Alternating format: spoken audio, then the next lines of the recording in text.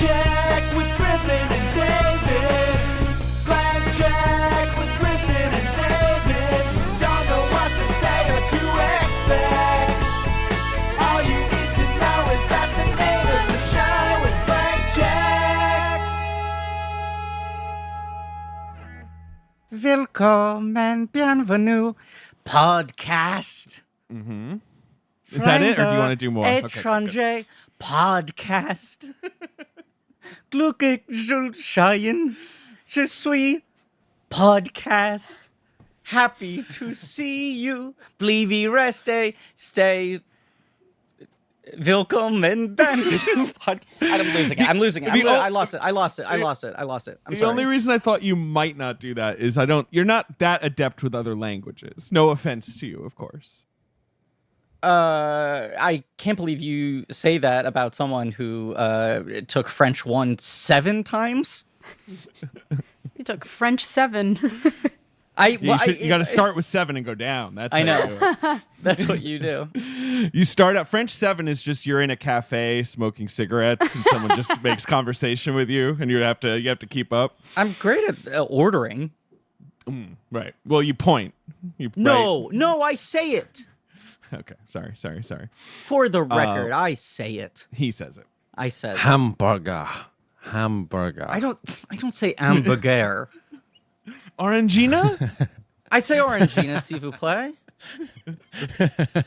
I'm not fucking Steve Martin, Inspector Clouseau, though. I know what to call it. That's the opposite. That's him struggling to order in English, right? Yeah, he's French. Right, he's trying to say I would like a canonically hamburger. Yeah. Our guests can speak at any time, by the way. At any Please, time. please, That's just chaos. chime right in. Please No. save us. Save us. No, yeah, you're staying out of this. Great job, Griffin. Thank you. I don't know. I probably should It have was just stuck with the beautiful. one line, but I want to risk it. Basically, you said welcome, podcast, stranger, podcast. Right? You kept throwing podcast in for different words, which was funny. Yeah, it was. Well, thank you for saying it was funny. I think it was up for debate, but now it's finally been settled. Listen, this is a podcast called Blank Check with Griffin and David. I'm Griffin. I'm David. Producer Ben with us as always, and Hey. this is a podcast about filmographies, directors who have massive success early on in their careers and are given a series of blank checks to make whatever crazy passion products they want, and sometimes those checks clear, sometimes they bounce. Baby, Right into it. I was like, is there a way to put a German word in there? And I couldn't fucking pull one. This is a miniseries on the films of Bob Fosse. It is called Pod That Jazz Cast. Nice. Thank you. Now, I want to ask our guest. It's not up for relitigation. It has been settled. I just want to ask our guest. I won't say whose pitch was whose. The alternate pitch was Pod That Cast. Oh. C-A-Z-Z-T. Sorry. Was that not the reaction that I should have given? It was the honest correct reaction, It was the honest Rachel. reaction. It was the That's honest the reaction. correct reaction. It was the honest reaction. I appreciate your candor. Of course. Candor and Ebb. My Candor and Ebb. There it is. You're getting flipped a comedy point early. Okay, David. Griff, what? I just want to let you know that I Googled what the German word for baby is, and it is baby. So Oh. you Oh, actually so I got did it right. say it. I got it fucking Nice. right on the first try. Congratulations. Yep. Our guest today on the show. Oh. I think already a young legend of musicals. Hell yeah. Oh, God. And dare I say it, because I hope you just now default to this being your primary credit, a literal Disney princess. It's true. The rumors are true. You should just say literal. You should tell people I'm a literal Disney princess. You cannot debate that. That it will hold up in court. Yep. Rachel Zegler Thank you. on the show. It's like that clip of Barbara Walters saying, "You are Beyonce." Beyonce says, "Thank you." Yeah. I am not Finally- Beyonce. I am Finally, not someone Beyonce. says it. Yeah. Not Beyonce. Thank you is an incredible response. Rachel, thank you so much for being on the show. Thanks for having me. Thank you. It's so cool to be here. I should let you know that for the last couple of weeks, every time we've sort of talked about trying to schedule with you, because you're being very generous with your time in the middle of busy filming in a foreign country and crazy schedule and all this sort of stuff. Every time we were sort of like trying to hash things out, David would just go, "Why the fuck is she doing this show?" Because I love movies, but above all, I love musicals so much. And when This you is what I asked said. me to do this and to do this particular film, which is a film that I'm passionate about, not only because of the film, but I love the stage show more than anything. So I'm just really excited to just talk about it. Right off the bat, can we talk a little about your history with Cabaret? Cabaret. Yes. I assume you would have seen the revival. You know, I've Well, actually which revival? I never saw it on Broadway. Oh wow, okay. Yeah, even though I grew up in like a close proximity to New York, Yeah. that was never a show that I saw. I don't really know why, in the sense that I think the latest revival was probably like 2014. Is that right? Right. Yeah, right. that's the Michelle Williams, Alan Cummings. With Alan Cumming, back. right. And then Emma Stone was the second. Yes. And I think I was, I think my parents might have thought I was too young at that point to see it. But at that Sure. point, I had already seen the film Sure. because my family frequented Turner Classic Movies when I was growing up. So whatever was Cool. on, we'd just watch. And Yeah. so I had seen the film a couple of times. It wasn't until I think I was like 15 years old and my local theater did it in Clifton, New Jersey. And Ooh. my director, who had directed me in Fiddler on the Roof and Thoroughly Modern Millie, she had cast her son Chris and her daughter Sarah as MC and Sally Bowles. And she was so worried that it was going to look so like nepotism baby-ish. Yeah. But they were perfect and the show was so astoundingly beautiful. And the stage show gives such a new meaning to the music that if you were only familiar with the film, it would just go right over your head. And the stage show really just hits that home. And so since then, I saw a couple of other local productions of it because I was obsessed with it. And then when I moved to London, my boyfriend came to visit me for Valentine's Day, and I Humble did brag, but everything go on. in my Yeah. power. Please, Yeah. I did everything in my power to see Eddie Redmayne and Jesse Buckley in Right, the I West forgot. End Okay. revival, and it was fantastic. It was Yeah. really, really wonderful. The direction is very interesting. It's very different from what I've seen in the past. Again, never seen a professional production of it live. And it was super interesting. And Eddie Redmayne was just shockingly like a nimble mover and an incredible dancer that added a new storytelling aspect that I had never seen before with the MC. And Jesse was so beautiful. A lot of people were saying, people that I was working with on Snow White who had seen it as well were like, well, Eddie is Act 1 and Jesse is Act 2. And that really, it was the best way to put it, was like Act 1 was all about MC and Act 2 was really all about Sally. And it was fantastic. And that's, you know, and then I rewatched the film last night. And so that's my history with Cabaret. Cabaret. I want to see this London production. This I looks- know. Yeah, Did I they love Jesse just Leave. leave? They Did both they just left Yeah. in All right, fine, I'm not going. March. No. All right. It's still. I have a couple friends saw it recently. It's Frothy and someone Amy Lennox. Lennox. Amy Amy Lennox. Lennox. I don't Yes. know Amy Lennox. I'll And say I Amy do know Lennox's Fruffy. Yeah. performance on the Olivier Awards was fantastic, and so it kind of made me want to see it again. Super expensive, super worth it though. I am sort of embarrassed that I never saw the show live, that I didn't go to the last revival, which I guess technically was a revival of the revival. I mean, Well, this is the funny legacy thing, yeah. of the Mendes Marshall production Yes. has sort of just like, because even a lot of the international outposts of the show for the last 20 years were like transplanting their design choreography, right? Yes. There and the whole, concept of housing it in a club and you're sitting, right. by a table and it's all, I don't want to brag. And Rachel possibly wasn't alive when I did this, which is depressing, but also good and normal because I'm not old. I'm just mature. The right but age. I saw You are the one correct age. I saw the 1998 production. So I didn't Wow. see it in London. I was too young for that, but I saw it with Natasha Well, of course Richardson. you didn't. I'm sorry. Of course right. you didn't see it in London. You grew saw up in New York Natasha City. Richardson. I am so jealous. So you saw Yes. Natasha Richardson, Alan coming. And Alan Cumming in Incredible. in New York, and Yeah. it did kind of blow my mind to the point that, like, I think briefly, I would say that Natasha Richardson was my favorite actress when I was Wow. like 12 years old, because that makes she would sense. been so good in that. Even though, like, I probably had not seen her. Well, I'd seen The Parent Trap. I was going to say you'd obviously. seen The Parent Trap, obviously. So I had seen her in at least one movie, but I probably hadn't seen her in much else.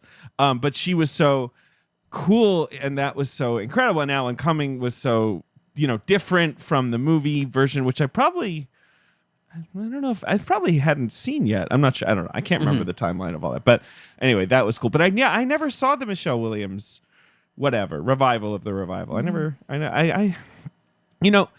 People went after it at the time, being like, well, she's not a strong enough singer, and then there's the sort of the backlash of like, well, Sally Bowles isn't actually supposed to be that strong, right? There's this weird tension with Cabaret where you can kind of play it amateurish in a way, I guess. Like that can be part of the drama of what you're doing. I fully subscribe to the character Sally Bowles not being uberly talented, because then it adds to the plot of why her career kind of isn't taking off the way why that she she's thinks stuck it should. here, right? Yeah, because then I think there's that false sense of stardom that Liza Minnelli gives the role in the film, where you're like, why is Liza Minnelli in this like sad club? When she's like a smoking hot babe who's so good smoking at hot this, babe who is the daughter of Judy Garland, and looks her career incredible. can't take off, right? Oh my god! Yes, and she's doing like these numbers that you're like, wow, this is incredible. People would be like running from all over the city to see this shit. But anyway, we can get. But not into to that. jump ahead, it's the innate thing about Liza that I think like Fosse taps into really well here. With there's just something a little too vulnerable about her. Which on stage, I think, if you're seeing her live, is all about the connection with the audience. And in a movie like this, the way he shoots her, even though she's fucking killing these numbers, you're like, there's something a little uncomfortable about it. Yeah. It's a little too raw. It's a little too naked in how clearly she wants to be loved, which is like the Achilles heel of this character. Right. Can I just I buy that. speed run through, because I'd forgotten some of these? Because that production ran for so long, the 98, right? And they kept on star casting Sally Bowles. I mean, the 2014 was unique to have like two people that big play Sally, and just be like two gigantic movie stars who both had performances that people had strong takes on, and then the show closes, right? Well, Sienna Miller actually did it as well, and then it closed. Sienna Miller did it as well. She was the last Sally Bowles. Yeah. This is production. This was the 98 run, okay? Not in order. Jennifer Jason Leigh, Susan Egan, Jolie Fisher, Gina Gershon, Debbie Gibson, Terry Hatcher, always struggle with this name, Melina Canacaredes.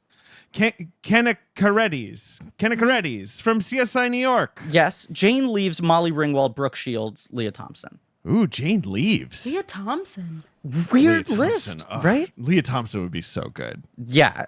Interesting. Right, but there's a real range of different types of performers well, there, and also- and different levels of comfort with musical theater, and I remember Michael C. Hall being the MC. Yes. I remember the posters of him. Raul Esparza, Neil Patrick Harris. Neil Patrick Yes. Harris, Yes. Sort of pre, Adam TV Pascal, comeback. Right? Adam Pascal, yeah. John Norbert Leo Stamos, Butz. Norman Leo Butz, exactly, yeah. John Stamos. Who was he? Norbert Leo Butz did it? Is that what you just said? Yeah, Yep. that must have been pretty early for him. Yeah. Yeah. I mean, you gotta really throw yourself around. I mean, it's a demanding That's role. like that's like pre-Wicked Norbert, post Dirty Rotten Scoundrels. I think it might be pre-Dirty Rotten Scoundrels, right? Pre-Dirty Rotten Scoundrels? Absolutely Yep. has to It's- be. When right? was Dirty Rotten Scoundrels? 2005. Yeah. So he does that right off of Wicked. Wow, this Right is going off to be Wicked. a musical nerdy episode, which I love. But what he had done, Rachel, was he had been in Rent for years. Right. He was part of like the replacement cast in Rent. Yeah. And I guess he jumps from that to the Cabaret revival. And then he did the last 5 years, right? Well, yeah, that was his off Broadway, right? Yeah. Yeah. God, I'm sorry. I just didn't even realize that the Mendes production starts in 93. It doesn't come to Broadway until 98, but that essentially 93 out here, right? It was out here. Yes. With yes. Adam Godley and Right. Yes. Rachel is broadcasting from London. Right. I don't know how Yes, you know that. Oh, sorry. Yeah, I didn't Adam clarify. Godley and the great Jane Horrocks, little Yes. voice herself, was Sally Bowles. Love Jane She Horrocks. was so good in that too. But it is yeah. funny. I mean, I don't know. Like Fosse's take on Cabaret casts such a long shadow, and then 20 years later, Mendes comes in, and then that becomes the definitive thing. Like everyone's riffing on for 30 years almost. Yeah, I mean, it's funny. I feel like he's the one coming as the one who sort of not reinvents, but he more hypersexualizes the MC, right? Versus the Joel Grey take, Well, I guess. the Not that Joel MC Grey and the take isn't- stage production is the omnipresent spectator and the puppet master of the whole thing. Whereas Joel Grey didn't really get that opportunity because it was on the screen. Yeah, and because of the way he sort of Fosse makes the movie realistic or whatever, Right. he makes the songs Right. diegetic and all that, right? Although I love that too, because I do love that the MC in the movie is this utter mystery that you just have no idea what his relationship he almost seems like he only lives on the stage. Or we can He feels demonic. He feels like otherworldly. He doesn't feel like a literal presence.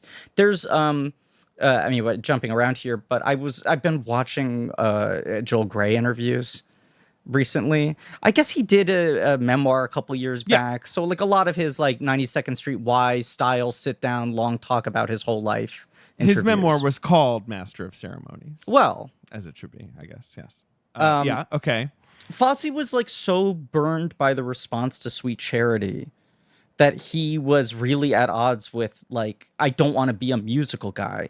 And he said the first cut he saw, that Joel Grey saw of Cabaret, Fosse did not let a single musical number play out in full.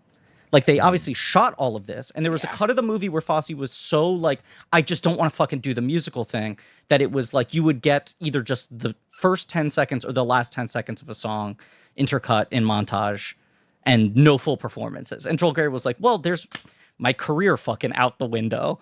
And then every producer in the screening was like, Bob, what the fuck are you doing? This is a Broadway show, Bob. Yeah, they were like, first of all, no one ever sees this version of the movie ever again. Put the songs back in, you lunatic. But it's funny to think of Joel Grey watching this version where you have such a strong take on the structure and the musical numbers being so removed from everything, and then watching them just kind of remove them literally from the film and being like, oh, I have nothing to do with this movie. Hot take: this movie wouldn't work without the musical numbers. I think they're No, pretty. I agree. I don't even think that's a hot take. I mean, it genuinely this ignorance of the political unrest outside of the Kit Kat Club is the whole reason the musical numbers exist. Completely agree. David, let's dig into the dossier, because this movie certainly has an interesting journey. The Fossier. The Fossier. I'm sorry, the Bob There you go. Fossier. There it is. Our researcher has decided to call the dossier the Fossier now, which I love. Yeah. So, Rachel, have you ever seen Sweet Charity? Bob Fosse's Sweet Charity. Yes, I have. What do you think of that one? We just talked about it on the Well, show as last week. the world's biggest Cheetah Rivera fan, I have to say that I do like Sweet Charity. I haven't seen it in recent years. I get the reason why it probably didn't do well at the time. It probably was ahead of its time in a strange way. But I also, I remember watching Fosse Verdon and seeing all the, dramatized behind the scenes of Sweet Charity, and it all makes sense, and how they, they didn't think they had a real star at the helm, and they thought it should have been Gwen Verdon and all these things. But it served a purpose. It's a musical movie, and it fits that formula of those. Right? It was released late 60s? Was it late 60s? 69. It's like Yeah. the year the Hollywood musical is kind of collapsing. Yeah, because you just had a whole decade of West Side Story and Mary Poppins and all of these incredible films coming out. Sound of Music, like, right. And then the decade sort of ends with like Hello Dolly and that and Dr. Dolittle and all these like huge cacophonous kind of big disappointment movies that were expensive. But Sweet Charity is good. Overhyped. Sweet Charity is good. It just didn't do well. And it's a shitty category to get stuck in, of this like genuinely well thought out, well made movie with great performances that just fell in a terrible time for a musical movie to be made or released. It's right. Weird transitional time. Yes. Yeah. For a guy like Fosse, who had been on such a hot streak leading up to that movie, and, you know, he's 42 making his first film, but his career was always sort of growing, legacy growing, even when he had, you know, flops, things that didn't work on Broadway. I don't think any of that dinged him as much as Sweet Charity did, because it was treated, I think, like, well, this isn't his medium. That's not a thing he's good at. Rather than this show missed, you know? On Broadway, he'd proven himself enough that, like, if he had a flop, it was like, well, this one didn't work. But because Sweet Charity did badly, Fosse's very burned by that. He does not want to go back to stage. I assume he sort of thinks that will look like a retreat or whatever. So he's trying to get some stuff going. He tried to make a movie a big deal on Madonna Street, the Italian film about small-time thieves, right? He's working on that for a while. I like that he was like, I need a different fucking Italian movie to turn into a movie musical. Yeah. That falls apart. He tries to make a movie called The Eagle of Naptown, which is like a sort of Midwestern kid makes good musical thing. It doesn't happen. It eventually gets turned into the movie Breaking Away many years later. Wild. Wow. Which is not a musical, of course. No, they're famously.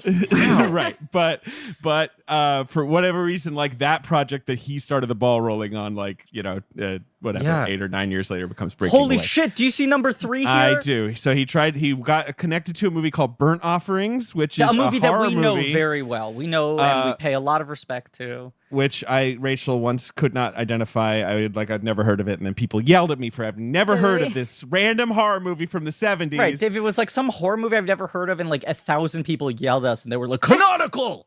It's a classic! It's a classic. Burnt Offerings, which is not a musical at all, of course, but I guess he's just kind of like, well, what if I do a haunted house movie? That doesn't come together. Then he goes to dinner with Neil Simon and Hal Prince, probably a pretty fun dinner. And Hal Prince says, I was going to make a cabaret movie, but I had to turn it down because I'm too busy preparing to direct Company on Broadway. Right. Pretty cool to think about that, just in general. Hal Prince being like, couldn't do cabaret, have to do Company. Anyway, obviously, Hal Prince, pretty much the greatest Broadway director of all time, or whatever, however you want to think about it, right? A Hall of Fame guy. And he tells Fosse, look, it's all set up. They've bought the rights. Liza Minnelli's attached to star. Presson Allen's writing the script. Cy Feuer is producing it, And Bobby apparently just corners him and is like, tell me how you did Cabaret. Like, break it down for me every moment. I want to know about this. And after that, he basically just starts lobbying the studio. He's like, I have to do Cabaret. You've got to let me a Cabaret, which was a big pitch because it was a big hit show. And Hollywood was not interested. Like Hollywood was like, no, Hollywood tried to get Billy Wilder. They tried to get Gene Kelly. They tried to get Joe Mankiewicz. They all said no.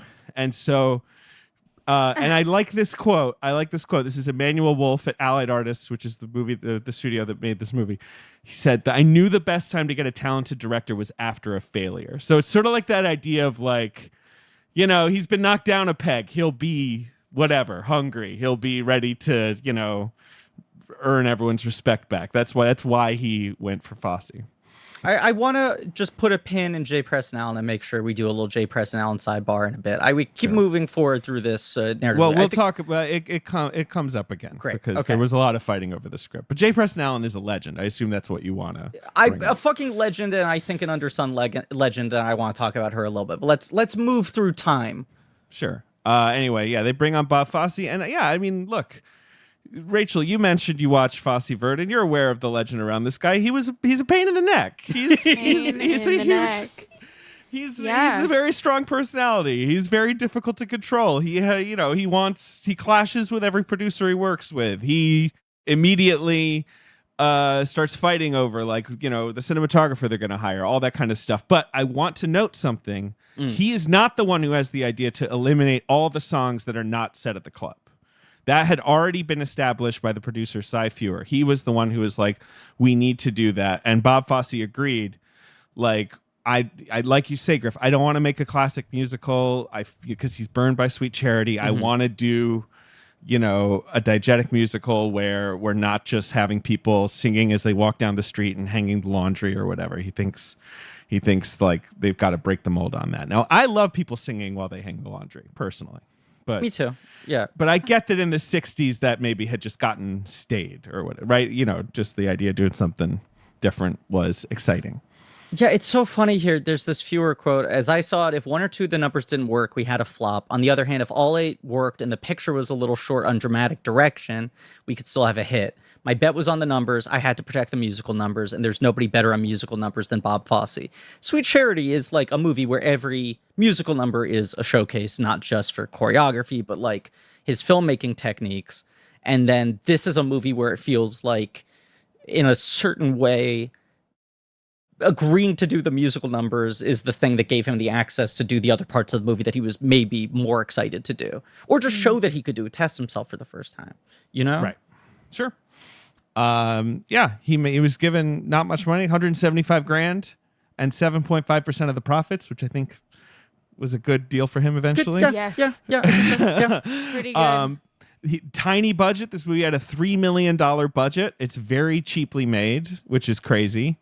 And he goes to Berlin to start, or I think Berlin, it's certainly Germany. They shot this in Germany. To start work. But he brings in Neil Simon to try and rewrite J. Presson Allen's script because he doesn't like whatever. He doesn't like various things about it. He's a pain in the ass. Like, I love his movies, but every time you read about him, he just seems like a huge pain in the ass. Yes.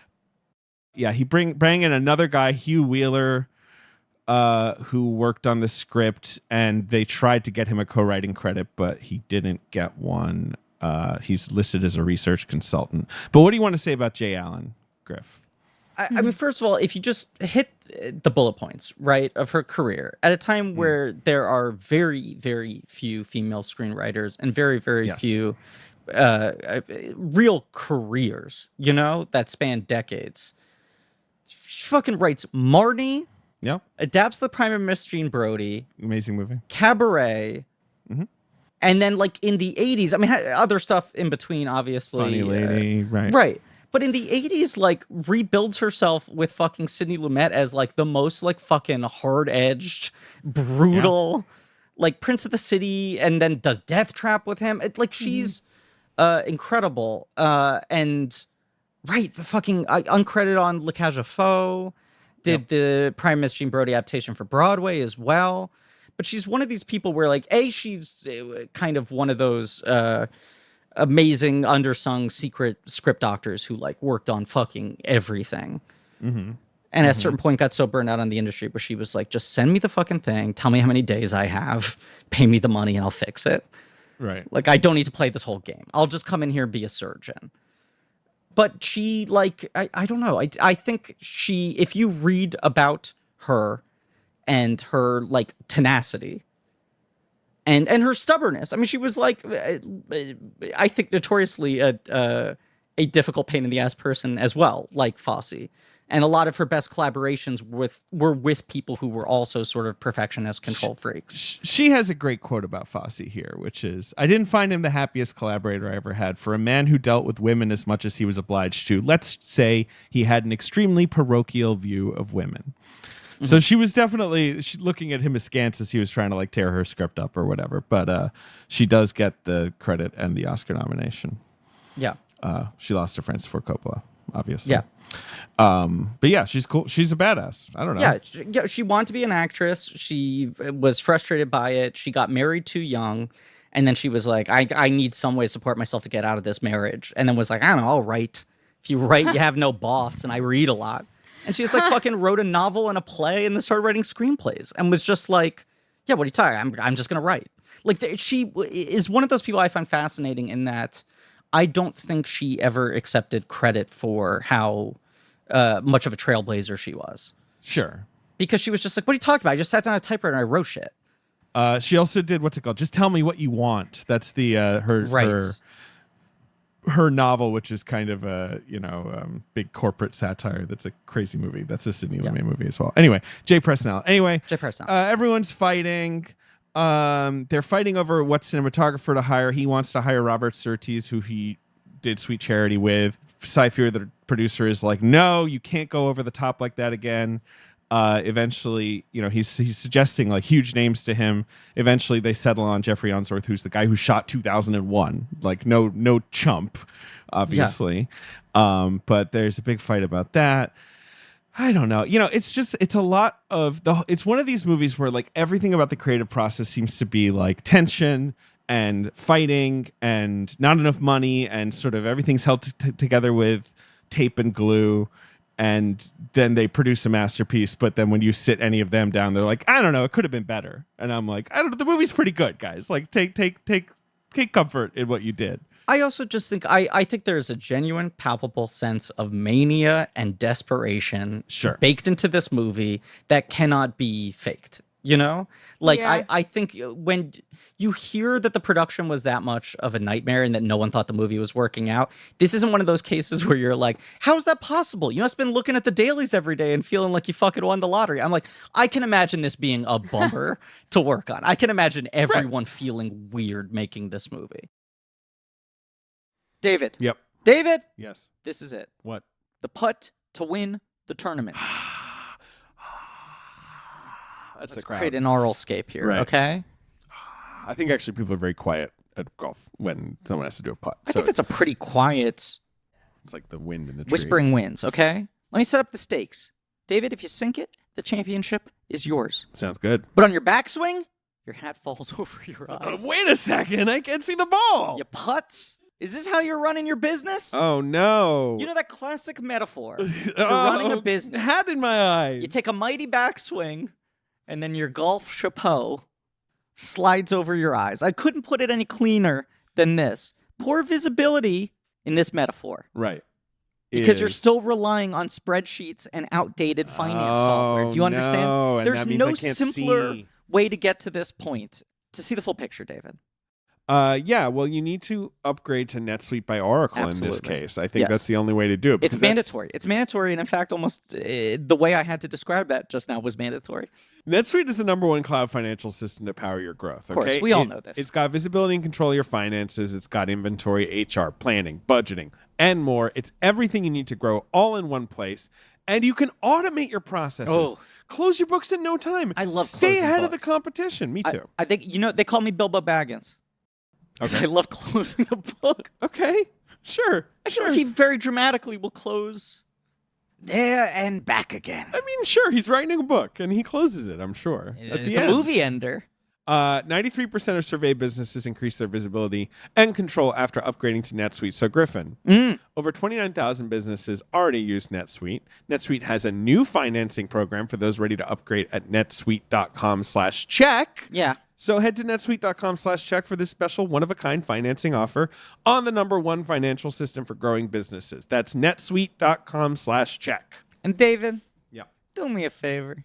Next time you hit the green, leave the hat at home. David whipped it off. Mary Tyler Moore style. Even Odd Job style. It was almost a hostile throw. Yeah, it was a bit of a, Yeah. Liza Minnelli obviously had gotten passed over for the stage role in Broadway. Even though she was a Tony winner at the age of 19 and she was Judy Garland's daughter, they thought she couldn't do the English accent. because the role is traditionally an English girl, Sally Bowles.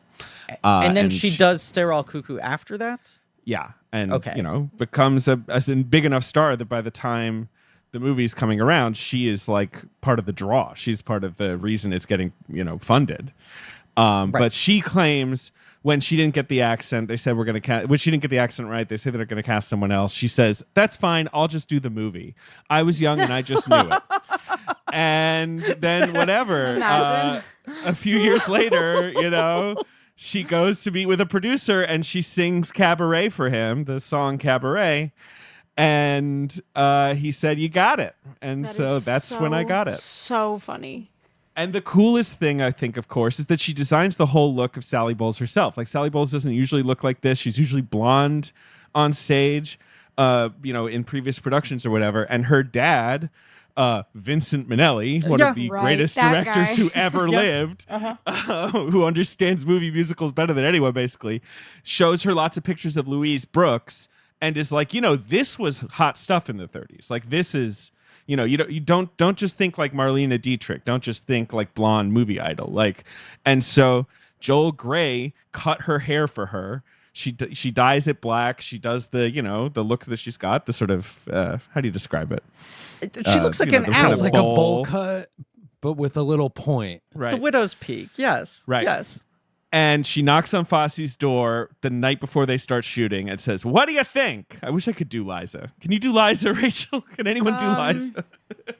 No, not offensively. I feel like I would offend her, Right. and I don't want to do that. Very easy to do a corny Liza. I can do a singing Liza, not a speaking Liza. Can I do my terrible speaking Liza? Please. Yeah, and we'll cut it out. What do you think? Yep, let's cut that out. That's more Arrested Development, like Right. like Lucille too, being like, "Bastia." In Watson's account, she's basically the account is that she said, "What do you think? Do you like it?" And Fosse said, "What if I hadn't?" But that meant that he did like it. Yeah. Anyway. And Joel Grey, Bob Fosse doesn't want to cast him. He's like, no, you're the theater guy. You're you did this on stage. He looked at every other actor. Joel Grey says he was heartbroken by this. I just have to laugh at Bob Fosse being like, "No, you're a theater guy." Like, yeah, No, look but in it's the mirror, my friend. Well, absolutely. He's like terrified by the fact that I think people view him that way. As the theater guy. Well, Right. yeah, that could be said for a lot of horrible things he said to a lot of people. Yeah. Right. There's a lot of self-loathing in Bob Fosse, Yes. which is borne out by All That Jazz, Robert the most Fosse? self-loathing film ever made. Yes. Yes. Yes, All That Jazz is the most self-loathing film ever made. Right. It really is, where he's just like, "Take a look at me." And we're like, Yeah. "Whoa, Bob. This fucking sucks. It's showtime. It's so good, though. But what Joel Grey thinks is that Bob Fosse secretly wanted to play the part Yes. himself. Yeah. Now, this is Joel Grey's opinion on that. But that makes some sense, obviously. Like, Bob Fosse, a great actor and performer in his own right, had never really gotten to do it, and have a big role in a movie. Yeah. I don't know. And who kind of started when he was a kid, like as a tap dancer in vaudeville. Like, it just makes sense. Yeah. Which I think Bob Fosse also relates to the Sally Bowles thing we talked about in the last episode, but the thing where he was like, all I want to do is just be a song and dance man. And everyone was like, there's something creepy to you. Like, you're not Gene Kelly. You're not happy, Yeah. I think there's more of himself in both of these characters than maybe he'd even want to admit. But perhaps, I don't know. I watched this long interview with Joel Grey, and he was saying that he really felt like it was Fosse keeping him down and sort of, kind of wishing away whenever the producers went like, just hire Joel Grey. He was like, I don't know. That doesn't feel like the right thing. Let's see more people. And there was no one else who was ever a serious option. And Joel Grey said that he heard there was a moment where they said to Fosse, it's either you or it's Joel Grey. Like, they sort of challenged him, and when they finally challenged him point blank, that he was like, it's Grey. Like, when the producers finally sort of said, like, are you trying to get this part for yourself? He then was like, I know I fucking should do it. He's going to do it better. Because at this point, how old is he as well? Like, I mean... He's 45, right? Yeah, that sounds about right. Yeah. Yeah. I mean, not that you can't do this role at 45. It's an ageless role in many ways. Well, I mean, Alan Cumming is still doing it, you know? He's still doing it. It does feel like a role you can't shake. Like Joel Grey obviously did it, twice on Broadway. Alan Cumming has done it twice on Broadway and on the West Side. Like it does feel like a role that kind of like sort of defines you, even if you do lots of other stuff. Well, it's one of the most haunting roles ever written for someone on stage, I think. Like, it's such a haunting part. And even just by the Act 2 songs given to the MC with I Don't Care Much, like those songs resonate throughout the entirety of someone's career, let alone the political aspects of the song in the show, that I can't imagine if I had the opportunity to play that role, I would be playing it well into my 80s if they'd let me. Wait, Rachel, you should play the MC. That would be cool. I would love it. I do think having a woman play the MC might defeat the purpose of the character, but I've seen it done very well before. I've seen it in a high school production and I was confused. So okay. But that But could it's be the supposed to fact that it was confuse. high school. Yeah, it could be the fact that it was a 17-year-old person. The Joel Grey interview I keep on going back to because I just thought it was Yes. really fascinating. He said that when he was cast in the show on Broadway, he had no fucking idea how to play the character. And that everyone just kept being like, Joel, you got this. And he's like, I don't. I have no handle on this. I have no grip on this. I cannot figure out. It feels like this is such a sort of turnkey for the whole show. Sure. That I which really it have is. to He's set right, a tone and yeah. a mood. And I don't know what the right level of, because he is such an inscrutable character. Like, what is the thing I'm holding on to here? And that he went to a comedy club and he saw a comedian who was just so nakedly desperate to be loved, that he saw this like incredibly uncomfortable performance by someone who could not hide their desperation to win over the crowd.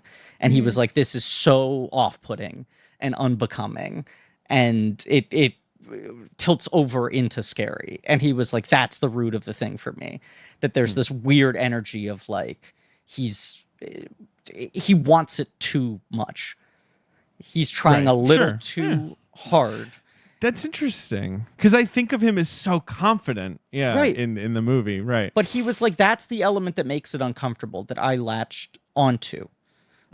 And then I think what's smart about that is it's like, right, that's ultimately the scariest thing about this show is like, this guy is willing to win over Nazis. If they're the people in the audience, he will play to them. It's just this like obsessive serving of whoever the crowd is. And it's the mirror, Right, the weird twisted mirror that he's in front of. A black mirror almost.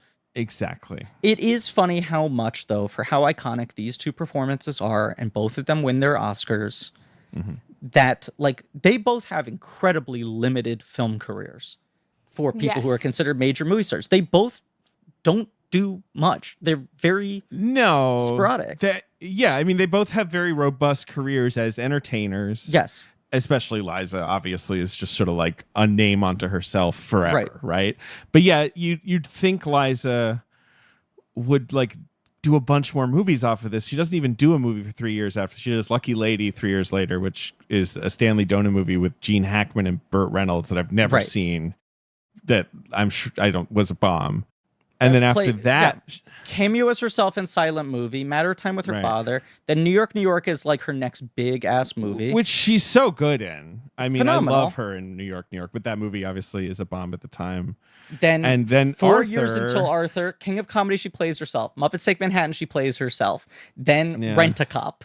Then Arthur 2 on the Rocks. Yeah, she basically just doesn't do it much. Yeah, that's she did Sex a lot and the City 2, she plays herself. Like Stepping Out and The O in Ohio are her last two movies that she played other people in. And and then Arrested Development is like most of her work. I mean, obviously she's iconic. Incredibly iconic. Probably most millennials' introduction to Liza Minnelli is Lucille Ostero. Yeah, I feel like that might be the only way certain people know is that she's Lucille too. But you look at Joel Grey, and it's like post-Cabaret, Man on a Swing, 7% Solution, Buffalo Bill, right? Yeah. Then 9 years until Remo Williams. Then 6 years until Kafka. Then it's like The Player as himself. No, it's yeah, I mean, it's he went. nothing He really. he went to stage primarily too. Yeah. I mean, because Joel Grey then went and iconically did Wicked. He did the Anything Goes revival with Right. Sutton Foster and everything. He did Cabaret many times. Like, Yes, yeah, he did. yeah. Yeah. It's, He was Amos in the Chicago Right. revival. You know, the Chicago we all know that's still running. Yes.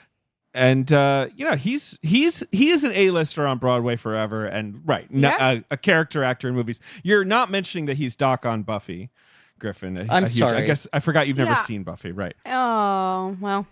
Didn't he do Alias too? Probably. I don't know. Yeah. Alias. Okay. No, it's 3 just, episodes of Alias. Yeah, There you go. it's fascinating. I just think how defined both of them are by these roles. Yeah, I think it's hard to shake. And that's fine. Like, it's better. And like Joel Grey beat out Al Pacino and the rest of the cast of The Godfather Robert Duvall, to an James Oscar. Caan. And no one really, objected to that. They maybe object to Al Pacino not having an Oscar, but they don't, it's like, it's not like he lost to some chump. Anyway.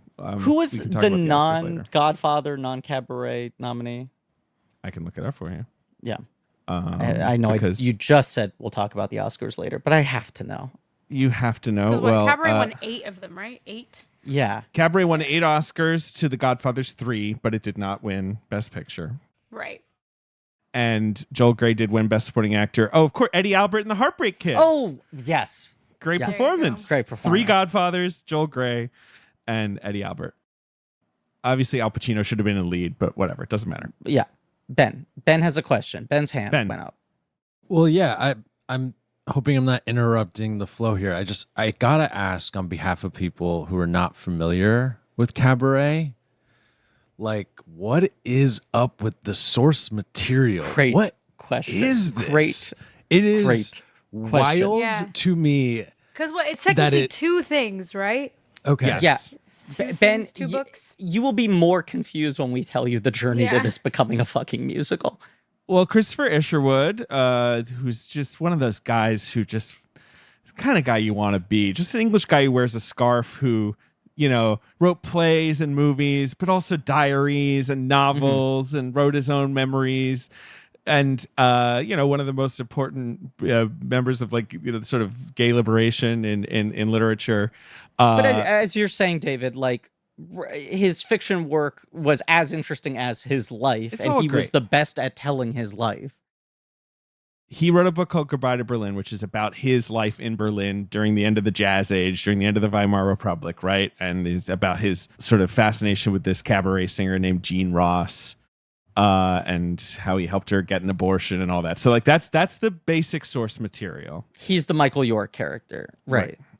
And then there's a movie and a play called I Am a Camera that's based on that this is kind of springing out of more than the book, I guess, is the best way It's to like put it. a It copy kind of a transmutes copy of a couple copy. times. Right. Right. And when they first tried to turn this into a musical, the approach was Act 1 is a review. It's a Kit Kat Club, a night at the Kit Kat Club, and then Act 2 is straight dramatic play. Right. Which it's technically a fair assessment still to this day that the first act is all fun and games until somebody starts singing Tomorrow Belongs to Me at a party. And then when I saw it, my boyfriend had never seen it before. When I saw it here on the West End, my boyfriend was not familiar with anything having to do with Cabaret and didn't see the Nazi plot coming. And I was like, really? But he genuinely didn't see it coming. And it wasn't until the guy from the train that the character Cliff is doing all of this bidding for in Paris takes off his jacket and is wearing a red armband that my boyfriend was like, oh, they're Nazis. I was like, Oh wait, yes. you look at the calendar and it's Yeah. like 1930, and you're like, Berlin, 1931. They're World War One Nazis. had happened. Yeah. World War Two. Wait, when did that but start? he got, I mean, okay. and then I was asking people who had just recently saw it, and I was like, "Were you familiar with it?" But they too didn't see it coming, which I think is really, which is the success of the show is that it proper distracts you from what you You're should having be fun. thinking about. Yeah, You're at having the fun. cabaret. And life is a cabaret, and it's and in here life is beautiful. And Act 1 is all the fun songs, basically. Exactly. Like all And the upbeat songs. As most musicals of that era tend to be, is that Act 1 is all fun and games, and then Act 2 is like death, and that's it. I mean, you were in a musical that is very Yes. like that. Yes. Yeah, and the only Act 2 respite you got was like a number about police brutality. That was what you got in West Side. So Well, and it's often like a struggle when they try to adapt these things for movies where they're just like, This is right. This is a lot at the back half of this. You can get away with sort of the sure. grand tragedy. I remember Frank Oz saying when he screened, when they tested Little Shop of Horrors, and they had the original ending where Audrey 2 just takes over the world and eats everybody. Everybody dies. Seymour feeds Audrey. He dies. Everyone dies, right? And the audience just like fucking revolted, and it always worked off Broadway. And he was like, the difference is at the end of a live stage show, the curtain comes up and the whole cast comes out and they take a bow and everyone feels a sense of relief. Yeah. And when you watch people die in a movie, then you just walk out and they remain dead. Like you're just back in the real world, you know? It's true. And on a Broadway show, you're like, they're going to do that again tomorrow. Like, you know, there's also that kind of feeling of, yeah.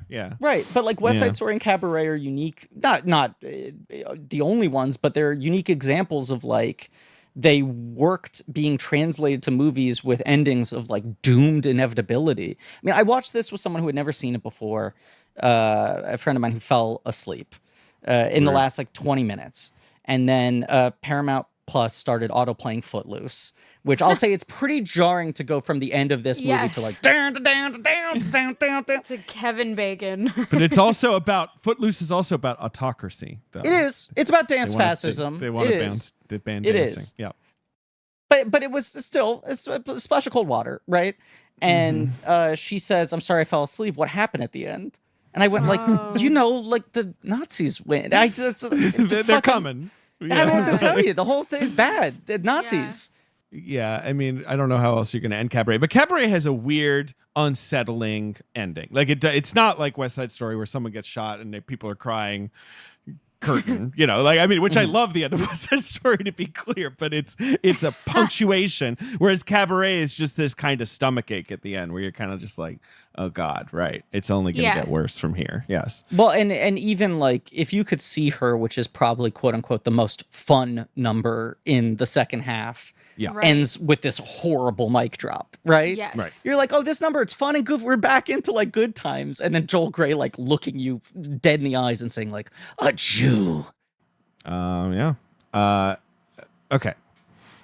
Michael York. I want to shout out briefly Michael York. Logan's Run. Let's shift gears and talk about Logan's Run. Are you a Logan's Run fan? Are you a Logan's Runner? It was one of the. Are you a Logan's Runner? You know what, Rachel? That is a TCM classic. It plays on TCM all the time. It is. It's true. It's always on fucking TCM. So that's why I've seen it so many times. I guess it's an MGM movie. They just own it. They're like, sure, throw on Logan's Run. It must be one of those things. It really must be. Because I remember being so wildly uncomfortable the first time I saw it. And now I can't associate Michael York with anything else. So every time, like, and I forgot he was in this movie because I have not seen this movie in a long time. And when I rewatched it, I was like, oh my God, it's Logan's Run. I got a hot take on Michael York. Yeah? What's that? You think his best work was on Gilmore Girls? I agree. I think his best work was on Gilmore Girls, but also he is good on Gilmore Girls. He's also hot on Gilmore Girls, which is supposed to be the idea, obviously. It makes sense why Paris loves him. Sorry. And look, the man aged well, continues to look good. Yeah. But when you see just a splash of young York in like this or Logan's Run or whatever, you're like, fuck. Yeah. What a face this guy has. He's really Very good chiseled. looking in Zeffirelli's Romeo and Juliet. He plays Tybalt. Oh, right. I forgot. Well, Rachel, Yes. that's exactly it. He had just popped in Romeo and Juliet, and so Fosse puts out a casting call looking for a, quote, Michael York type, and Michael York calls his agent and is like, do you think I could qualify for this? He basically is like, I heard you were looking for a Michael York type. My name's Michael York. Would be really, really embarrassing if Fosse said no. Yeah, like, no, I was looking for a Michael York type. No. Yeah. So he brings in Michael York, who is really good in Romeo and Juliet, and that was sort of his breakout. I guess he was in that very early Merchant Ivory movie, The Guru, as well. Oh, weird. But yeah. I have another Michael York hot take. Okay, you think he's hot? Good voice. Does anyone Yeah, else in kind of. history sound like Michael York? Hello, Austin. Yeah, like the way he has a Well, very captivating speaking voice. It's like I don't even Turned know. out she was a fembot. right. Both the Sadly, we knew all along. That's one of my favorite God, jokes. I forgot he did do that. he's Basil Oh my Exposition. gosh, yes. But like it's that role. I mean, I was so that was like obviously my fucking franchise as a child. But like I was so captivated by him in that, where it's just like the way this guy says everything is so bizarre, and his role in that movie is literally just to deliver exposition. Yes, but he is very. I mean, him saying "Sadly, we knew all along" in the second movie, and it's just dismissed, is so funny. The whole scene with his mother, I just think like both the resonance of his voice, and then he's got this very odd speaking rhythm that is so unique. Yeah, he's, I think it's 1972. He wants to figure out how we're going to play this character. The character is presented as bisexual in the movie. Isherwood was gay, but I mean, even presenting him as bisexual in 1972 was, relatively daring for a studio movie. Isherwood doesn't like it. Isherwood says that he thinks that the movie sort of considers homosexuality a kink, not like an identity. I don't know if I agree with that, because I always watch this movie and just think like he's gay. He's not. That's what I think really. too. Yes, because like he basically says like I've never been able to make it work with women except for Liza Minnelli. Like that's the only one where he has a connection, right? But like he largely seems gay. And even like the jealousy that he gets of Max is not really based in the fact that he wants the attention of Sally. He wants the attention of Max. So yeah, I always kind of viewed even like the Cliff Bradshaw character in the stage show. I just always consider that character to be gay. But I don't know what has anyone ever made the definitive intention behind the character known, or has it always been this kind of very vague? It always shifts. I think, there's been various productions that do things various ways. And obviously Isherwood was gay. So if you want to take it all the way back to him, then there you go. But like, I think this is the thing that's funny about Cabaret. It's been a lot of different things over the years. And, there's songs that, Money and maybe this time, they're put in for this movie. And then the stage shows after this movie take them because they're like, well, those are good songs. We'll keep them. But like they weren't in the original production. And things like that. It's just it's all over funny. the place. I have seen this movie many times. Humble brag. I have never once thought of this character as bisexual. I truly am like, this is a gay man who has a relationship with He's a woman. trying to make it work, sure. Right. Not to paint with too broad a brush, but he's neither the first nor the last gay man to only be able to make a relationship with a woman work with Liza Minnelli, right? Yes, I mean, like referring to what's his name, Peter Allen. Yes, go on. Yes, I'm referring to possibly several people, but I do think it's he outright says I tried, it didn't work, right? Yeah. And then I think they have such a unique bond that he is able to engage with it more, but he knows it isn't. Where I mean, it's her heartbreaking scene with the where she's talking about if they had the baby and like how long before I need to get up perform at some seedy club again, and how long before you, and she can't finish the sentence again, and it's like we both know what we innately are. Right. I'm always going to need to perform, and you're always going to want to be in the arms of another man. It's a little tragic, much like lots of things in Cabaret. All right, they make the movie. They're in Germany. Because they're in Germany, nobody can really tell Bob Fosse what to do because no one's actually there. At one point, he got a telegram from the studio saying he was using too much smoke in the Kit Kat Club, and he tore it up and threw it over his shoulder. There's a really good quote about how he was so intense that he would smoke cigarettes and not know that they were done, so they would be about to burn his mouth, and people would come and pick cigarettes out of his mouth because he was about to hurt himself, and he would not even notice. Just sort of, crazy person. Yeah. And he's obviously doing all the choreography and is sort of like trying to balance the Bob Fosse-ness with the sort of like, this is supposed to be a seedy 1930s club. Their dances wouldn't look like Bob Fosse dances, But Right. so it's like that weird sort of balance that he's trying to strike, being a little less elaborate, I guess. Yeah, I also think this movie looks dirty in a fascinating way. Like, this is obviously the same year as The Godfather, which is a movie that is infamous for how radical the darkness of its cinematography was, right? The whole Gordon Willis, like, dark colors, shadows kinds of things. But it's clean looking in its darkness. And this movie looks like underexposed.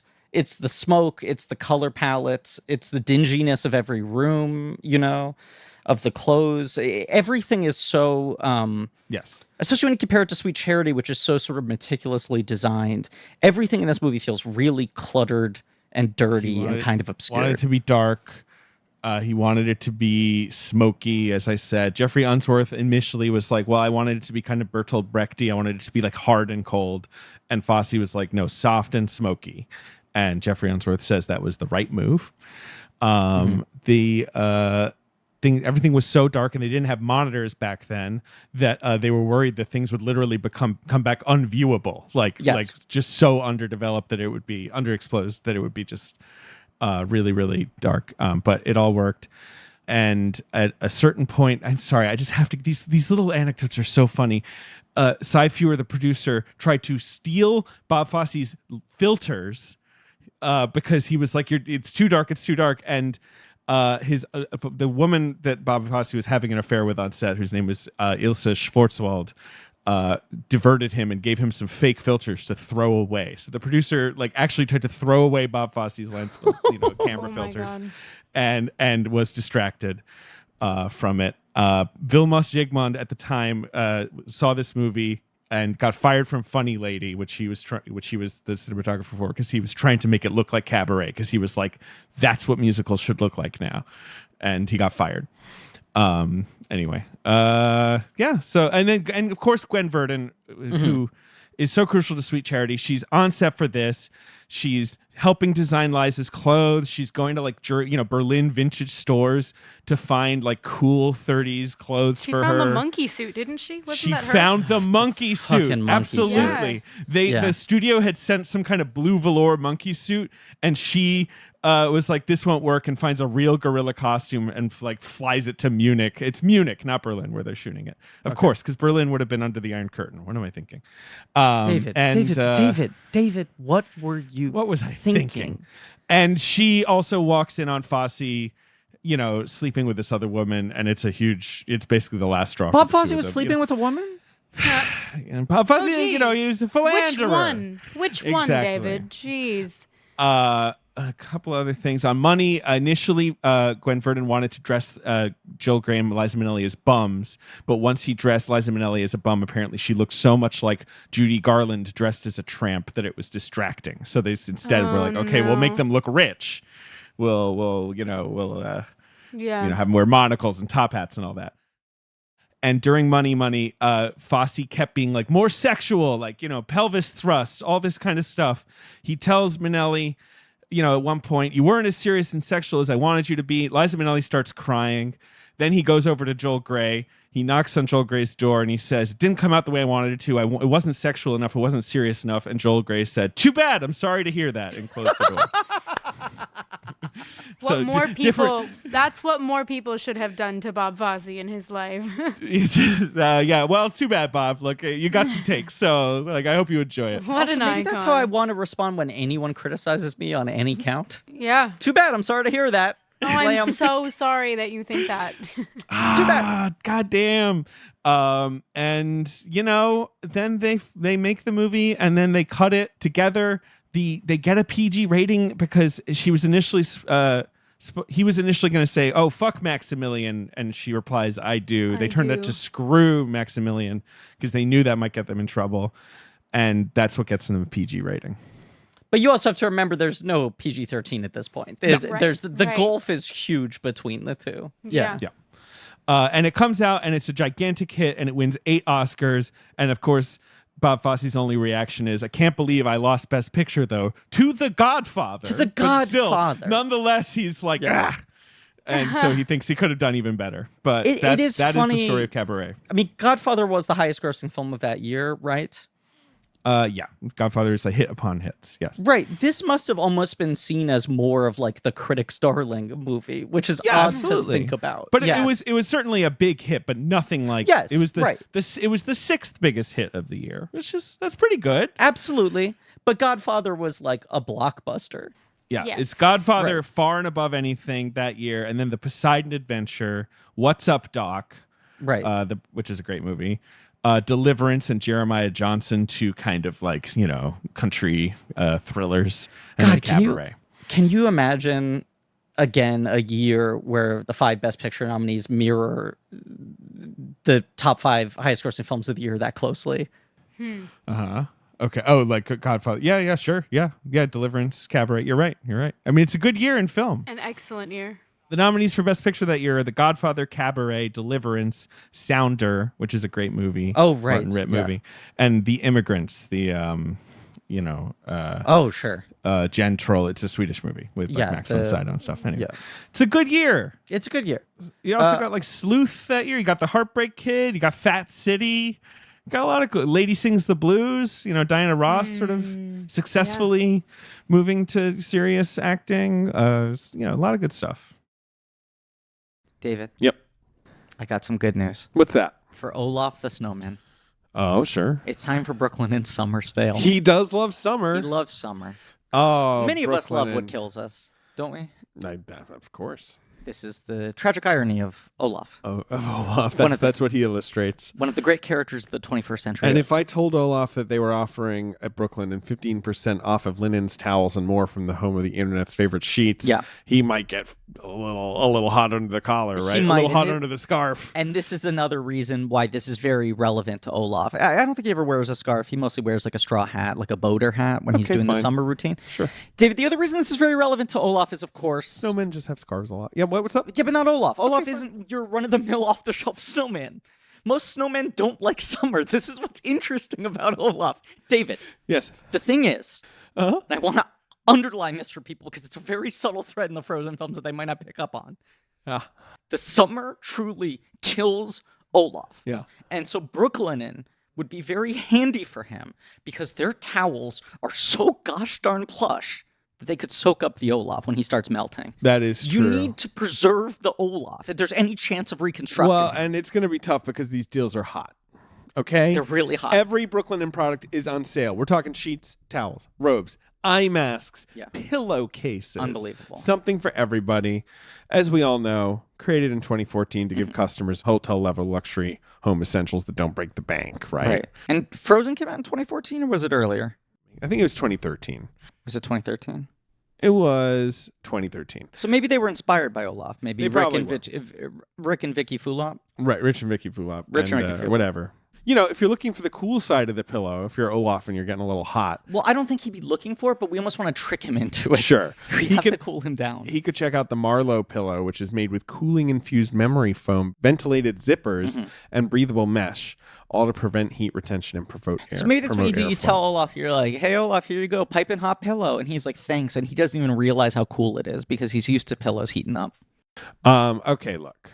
I've got a ton of Brooklyn, and you do too. We love Brooklyn. I love it. I keep on buying more of it. So don't miss out. Brooklyn in Summer Savings Event is here. And if you're listening after the sale, you can still save. Visit brooklinen.com and use promo code blank for $20 off your first purchase of $100 plus free shipping. That's BROOKLINEN.com, promo code blank.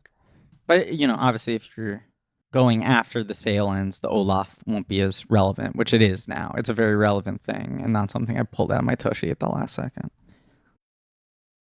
This movie opens with a number called Wilkommen. Mm-hmm. Uh, So did this podcast, if anyone remembers. It did. Wow. Another commonality between this movie and this podcast. They both open with mischievous, possibly dangerous puck-like figures Wow. welcoming you into a Wow. hostile environment. I played Puck in high school, Griff. Did you know that? No, really? Yep. I played In Puck in a Midsummer Night's Dream. Oh, I thought you meant in a stage production of The Real World. Wow.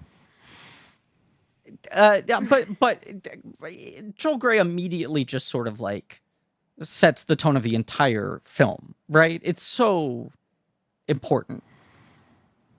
Yes. Yeah. Joel Grey's performance. Yes. And Tone. Yes. Go ahead, Rachel. But I have to say that Liza Minnelli has the worst entrance in the movie. Like she's such Yes.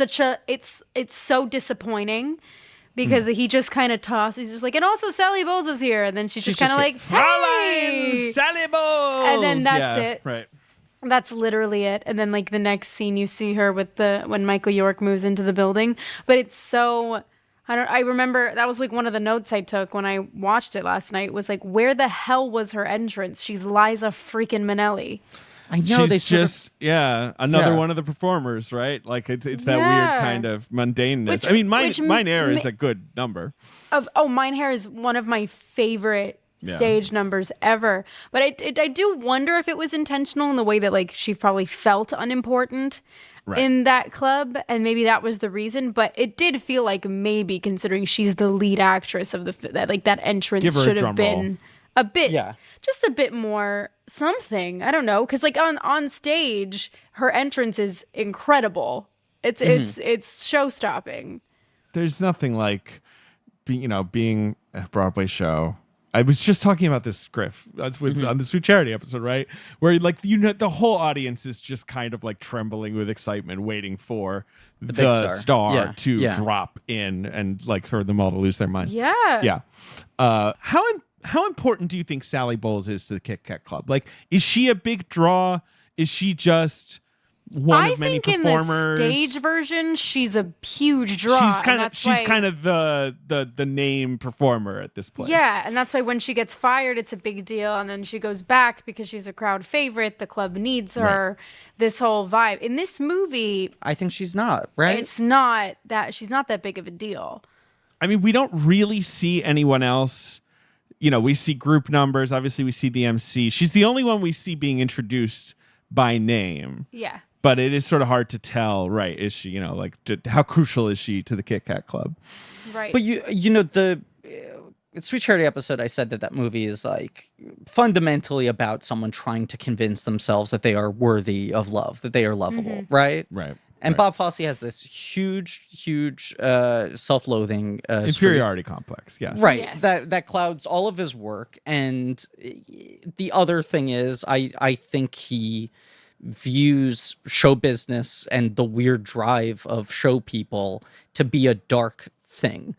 And you really look at all of his movies, and they are people who are like burdened by the perception of their work, not being taken seriously or not being loved enough or being viewed as dangerous or illegitimate or whatever it is.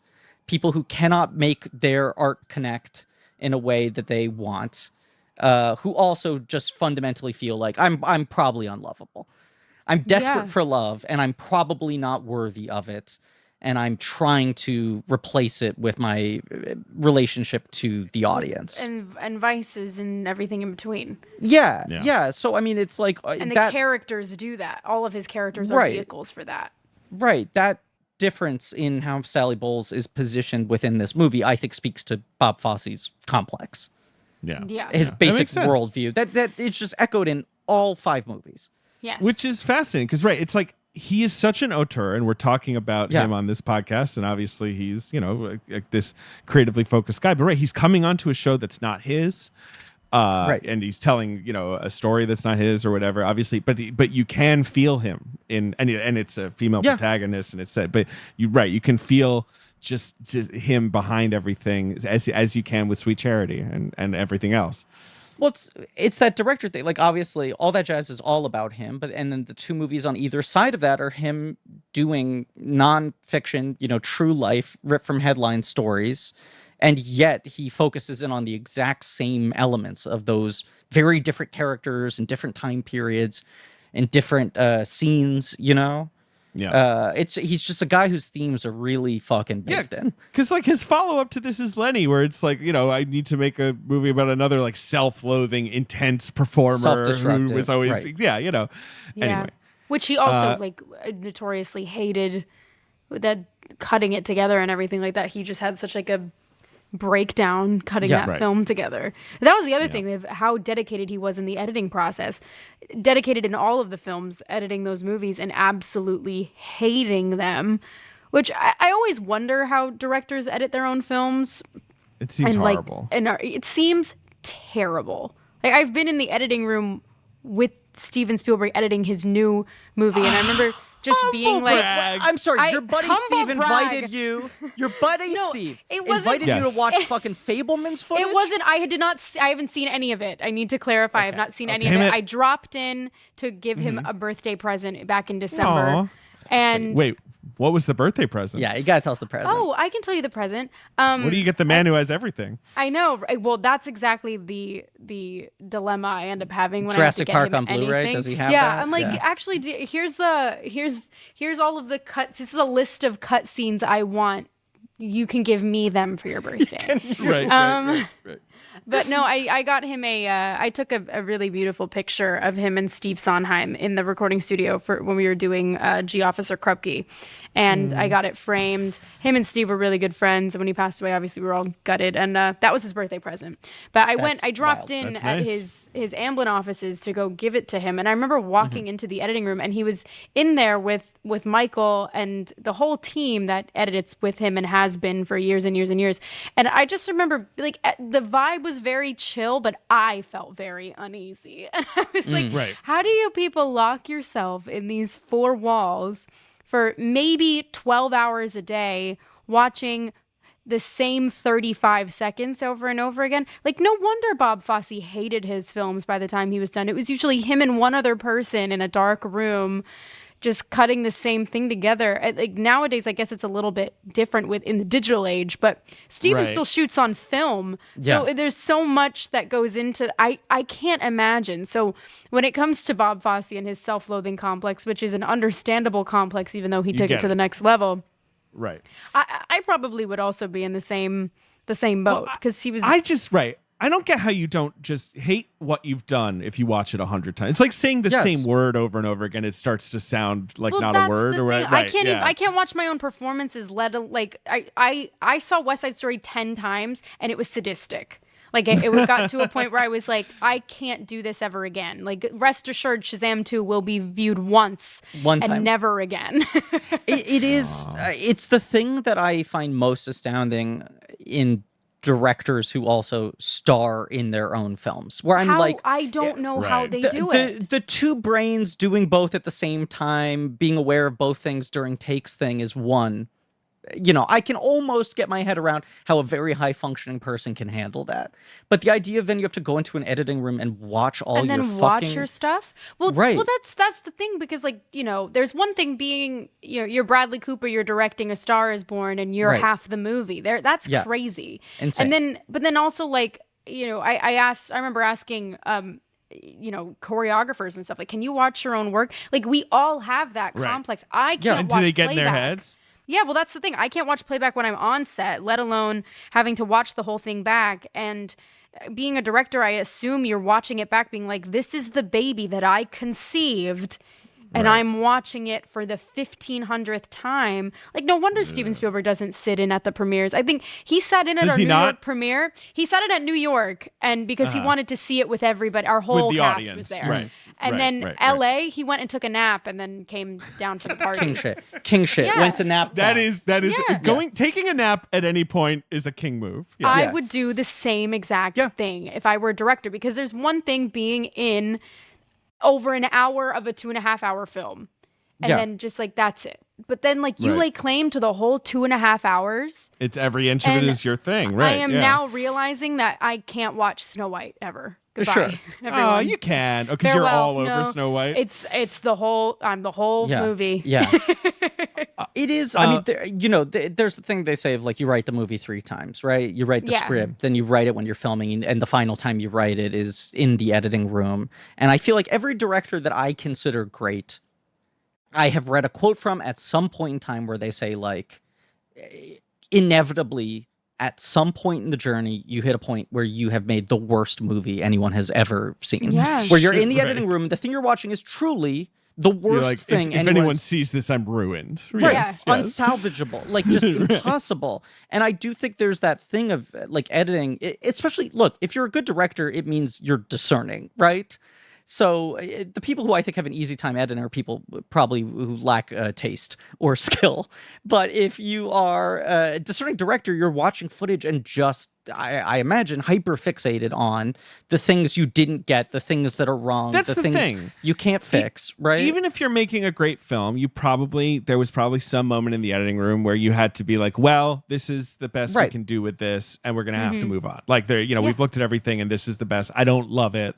Right? Like even and Yes. like obviously that's what so many directors say. Like if they watch a movie of their own, they're like, this is like 30 seconds too long, or I remember this day where like we just couldn't get a take because of whatever the weather. Whatever, his something. editing style is so unconventional. He has such bizarre sort of like structures to his movies with these sort of like different Russian nesting doll timelines and things like that, where his editing is also like choreography. So it's not just that he's trying to like rewrite a movie in post, but he's trying to find this like very specific rhythm and like the relationship between the images and shit. It must drive him insane.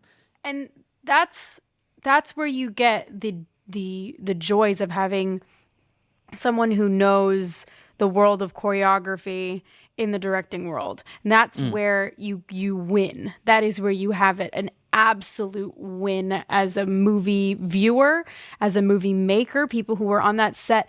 If they were working with a director who had no idea, it's the same way that Jerry Robbins was so successful with the original West Side Story, even though he got fired. It was, it was the fact that the camera was choreographed. Yeah. It's why we were so blessed. We had Justin Peck guiding our dolly cam and guiding our steady cams through the weaving them through dance numbers. It's important. And that's why Fosse movies, in retrospect, maybe in the day, didn't necessarily look like they were working, but that's why we look back on them and we're like, this is genius. It's because the man knew his own work. And that's why it's like like the reason I think so many times we talk about movie musicals that don't do well or don't necessarily fit the mold in the right way. It's because you have a director that has no musical vision, no rhythm, no sense of dance, which is so like it's the most integral part of a musical when you're making a musical movie. And it's so depressing when like the musical movies some of them don't seem to have the faith in the audience or when whatever. it just doesn't move. It doesn't move You at can't- all. They don't it's just chopped let up. you Yeah. see it and feel it. Yeah, I mean, it's what is unique about him is he is so much less reliant on camera movement, because you're right, in the history of movie musicals, that tends to be the most successful way to handle it. Is you have to treat the camera as its own piece of choreography. You need to sync up the movement in that sort of sense. And Fosse, at this point in particular, is so much more locked down, and he's achieving that sense of choreography only through the cutting, which I think people continue to learn the wrong lessons from. It's what you're saying. They go, oh, well, Fosse is able to create this rhythm with the cutting. I can just shoot a bunch of fucking coverage and stitch it together and that will work. And it's like, no, but he understands the movement of going from one image to the next. Yeah. And then it becomes evident why he, the original idea was to just cut all but 10 seconds of a musical number in it. You can see those moments where you can tell there was a sense of hesitation. But I do struggle with the loss of certain songs in there are this great film. songs from the show that are not I think Fräulein Schneider gets some of the best songs in that musical, and it totally sucks that they don't ever delve into the plot. There's no Herr Schultz character. Right. Instead, that is like a co-lead basically in the musical. Is that the role. musical like, almost.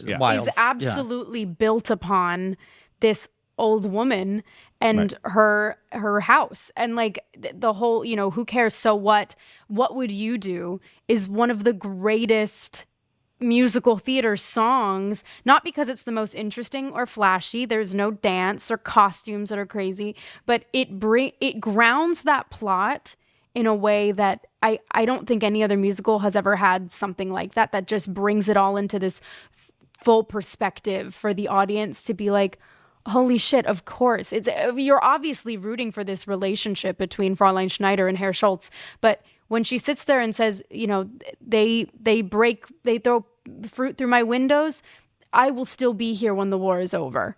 And it's because I've been here all along and I'm going to be here again. And you just kind of see the reality, and the shininess of the Kit Kat Club is shattered by that one song, and you're like, shit, dude, this is real life. This is what's happening. And that's what the whole song Cabaret is about, the whole breakdown that Sally has, which I think also the movie is missing. That song is a mental breakdown, realizing that she can no longer silence what's going on outside the walls because it's going to come in at one point. Like, that's something that I always struggle with this movie, is just not, I miss that. And I think the reason that never made it in there is because Bob Fosse was really hesitant about making another musical. I think the number in the film version ends up being played more as a form of denial than what you're it's saying. her being like, I'm right. just gonna live on stage. Like I can't think about it. It's not a protest song, which is what you're saying. Yeah. Right. It's more of like her throwing herself into this side of herself and like being like, it doesn't matter, nothing matters, life is a cabaret, it's all going to be fine. And obviously if the movie ended on that would be a weird note, but then the movie ends on the weird reprise of Wilkommen that is so discordant and scary, and Right. the mirror and all The that fucking stuff. mirror. Yeah. But can I just make a joke I wanted to make 15 minutes ago? Please. Do you think when Bradley Cooper was editing A Star Is Born, he just would say, I just want to take another look at that. I just want to take another look at that. I just want to take another look at that. Can you load that up? I just want to take another look at Hey, that, roll it back. Sam's take. Oh, wow. Roll it back. I just want to take another look at that. Remember A Star Is Born? God, we need it back.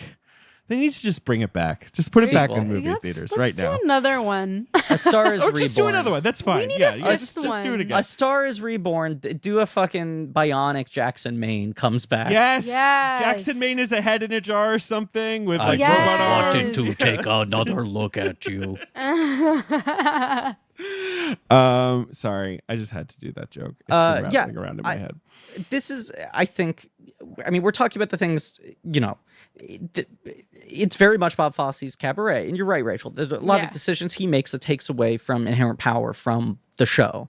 Yeah. But they're all to serve his weird, not weird, but his fascinations, his pet peeves. It's weird. It's yeah. idiosyncratic. It's Right. And like adapting a Broadway show to movies is hard. And Broadway shows are long and they are structured, you know. Well, that's to how be you seen end up with with Wicked intermission Part and- 1 and Wicked Part 2. Like, Well, that's why we're getting, indeed. you know? That's how you talk yourself into that decision, I think. 'Cause Right. You're like, well, this is so big and unwieldy, and there's this clear act break. What if we do it as two movies? And it's like, you know, I get it, but I also am like, are people going to want to wait 2 years to see Wicked Part 2 or whatever, rather than And also, 20 minutes? Yeah. Look, how are they going to feel walking out of Part 1? How are they going to feel with how Part 2 starts? Like, I just think the flow of those movies is going to be very strange. But I think, Prove me wrong, though. I mean, I've always said, like, maybe it'll be good. I have no idea.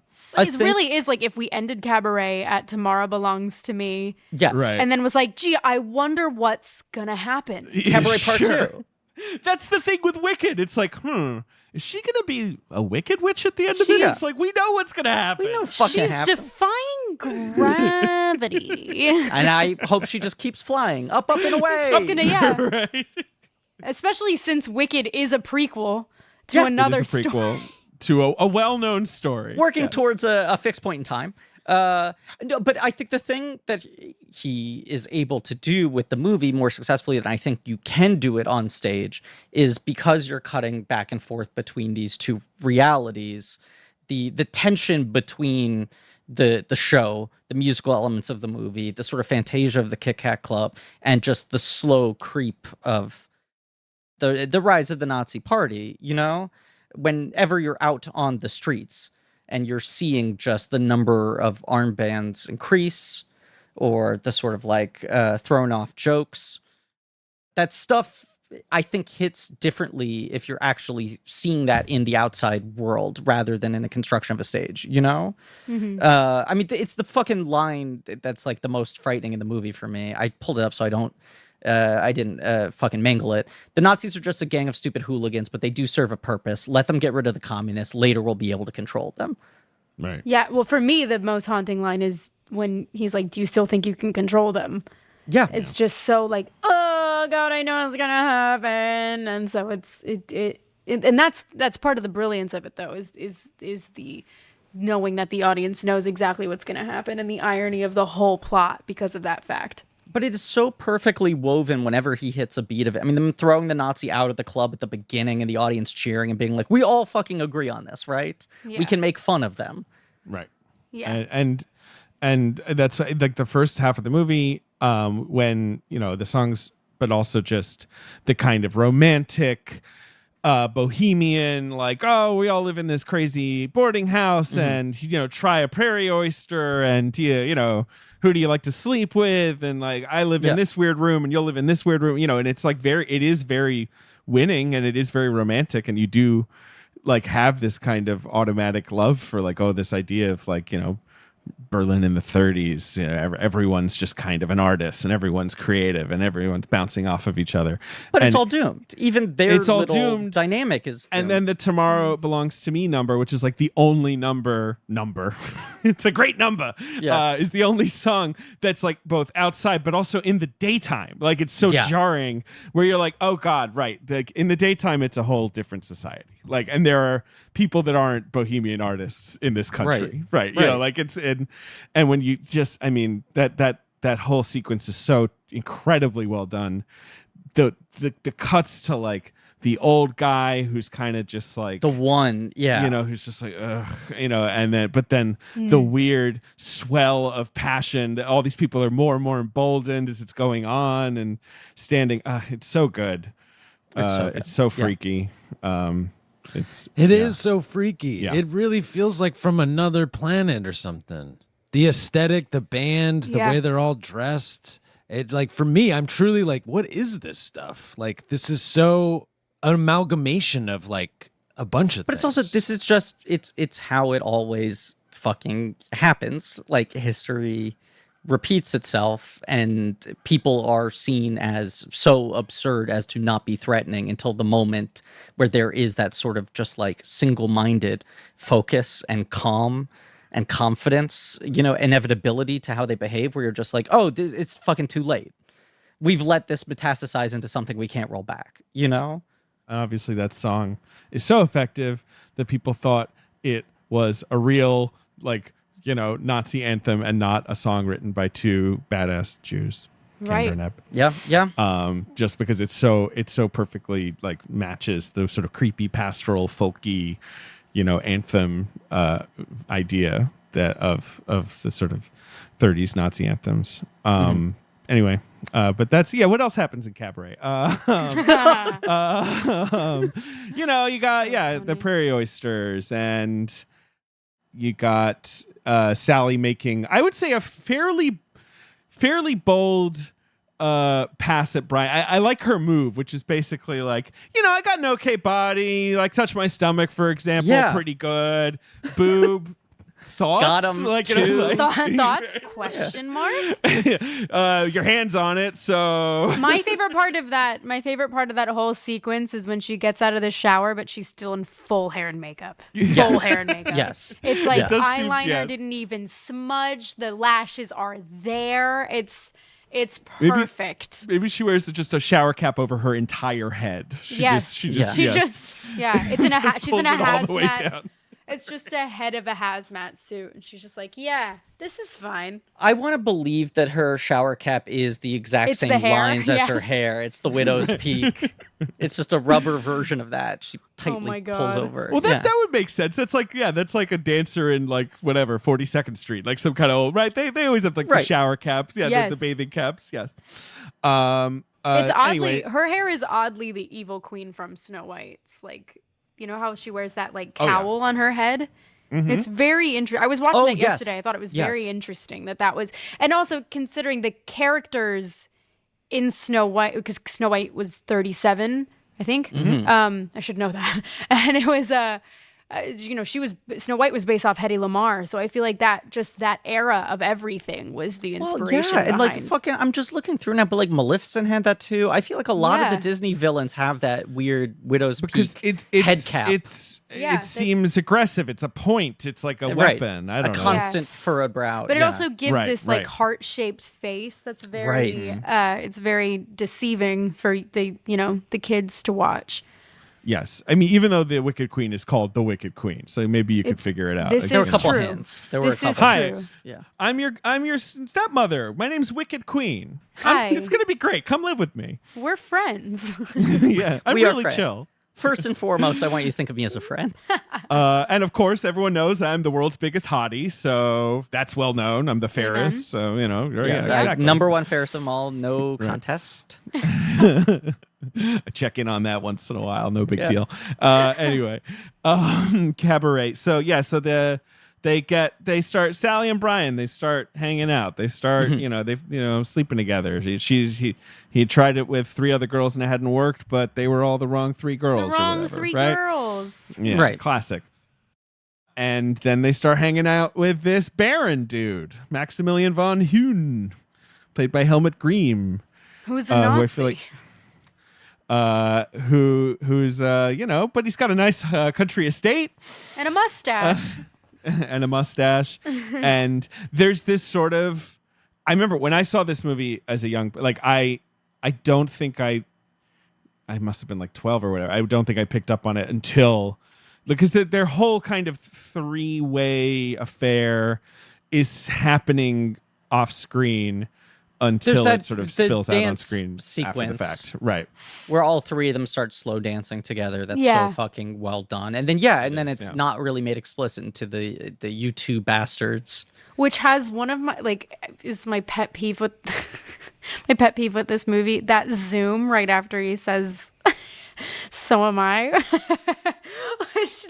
It's like Fosse the loves a zoom. only zoom in the freaking film, and it would be so much more powerful if it didn't zoom. That's me being nitpicky. No, but Fosse loves a zoom. I do think so much of it was him trying to like go against the standard language of musicals, because even Yeah. Sweet Charity is a lot more conventional and has a lot of zooms rather than dolly moves. Yeah. Baron is bad news, by the way. Just anyone Not that great. kind of classically handsome, I'm in Germany, I'm scared of. I don't like that. Yeah, if someone has like paintings of their relatives, that's a red that flag go, for like, you? way back. Run. Sure. Yeah, that's a real red flag. Run. Welcome to my house. This is Max the Second. I'm Max the 14th, of course. Yeah. All right. What else? So, I mean, maybe this time is obviously that's kind of the early optimistic number that is like, completely incredible. I don't know. But That's I the number will added say- for this movie. It is the thing that sort of this surprises me every time I watch it is how much more restrained her rendition is in this movie than I feel like this has become such a big Liza anthem. It's such an anthem. Yes. Right. Right, But not and- it's very bittersweet. You kind of it's know very bittersweet. yeah. Right. It's right. more it's more hopeful, I think, than it has been, Yeah. because it's usually, correct me if I'm wrong because I don't know, it's been a second, in the stage production I believe that's placed after he like agrees to raise the baby with her. Yeah. Right? Yes, I think in the stage production they put it much later. Yeah, and that's and why here it's she's very kind early. of, it's a little bit more tinged with heartbreak and possible she's lying to disappointment. herself. Yeah. Right. And so in this, it happens right after they sleep together for the first time. So Mm-hmm. she actually is extremely hopeful about the relationship.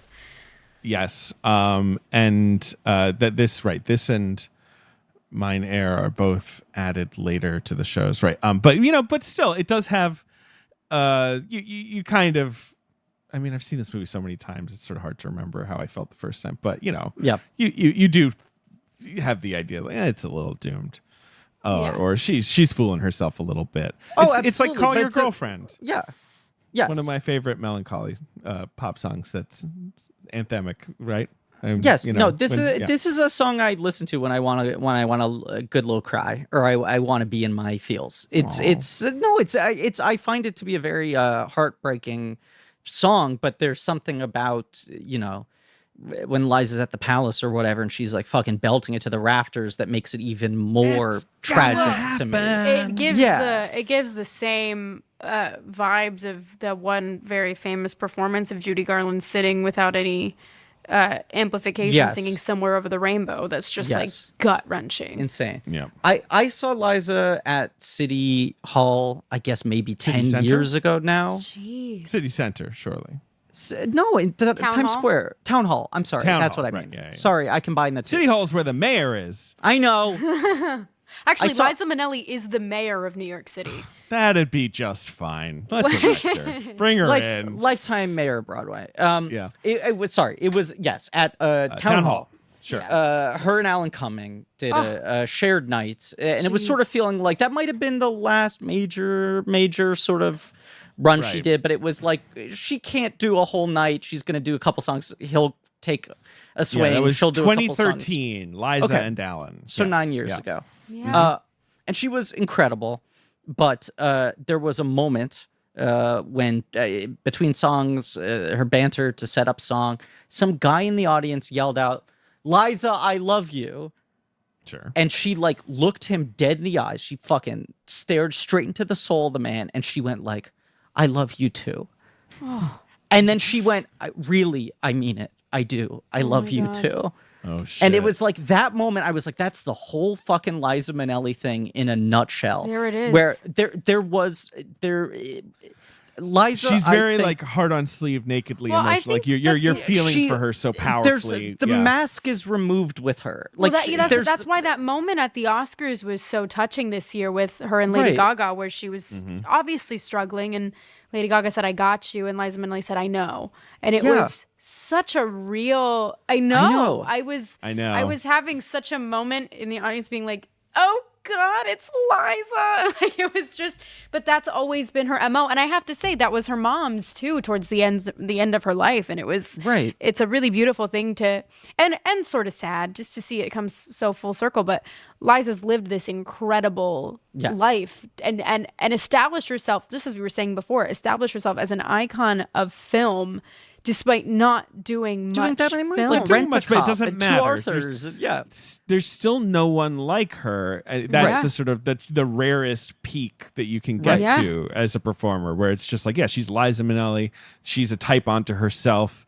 If she's in a movie, you understand like this is Liza, and even crazier to think that she has one of the, her mother is one of the even greater Right. icon, like is Well, one of the most. both of her parents. Yeah. She Yeah. she Both of couldn't her parents, lose. true.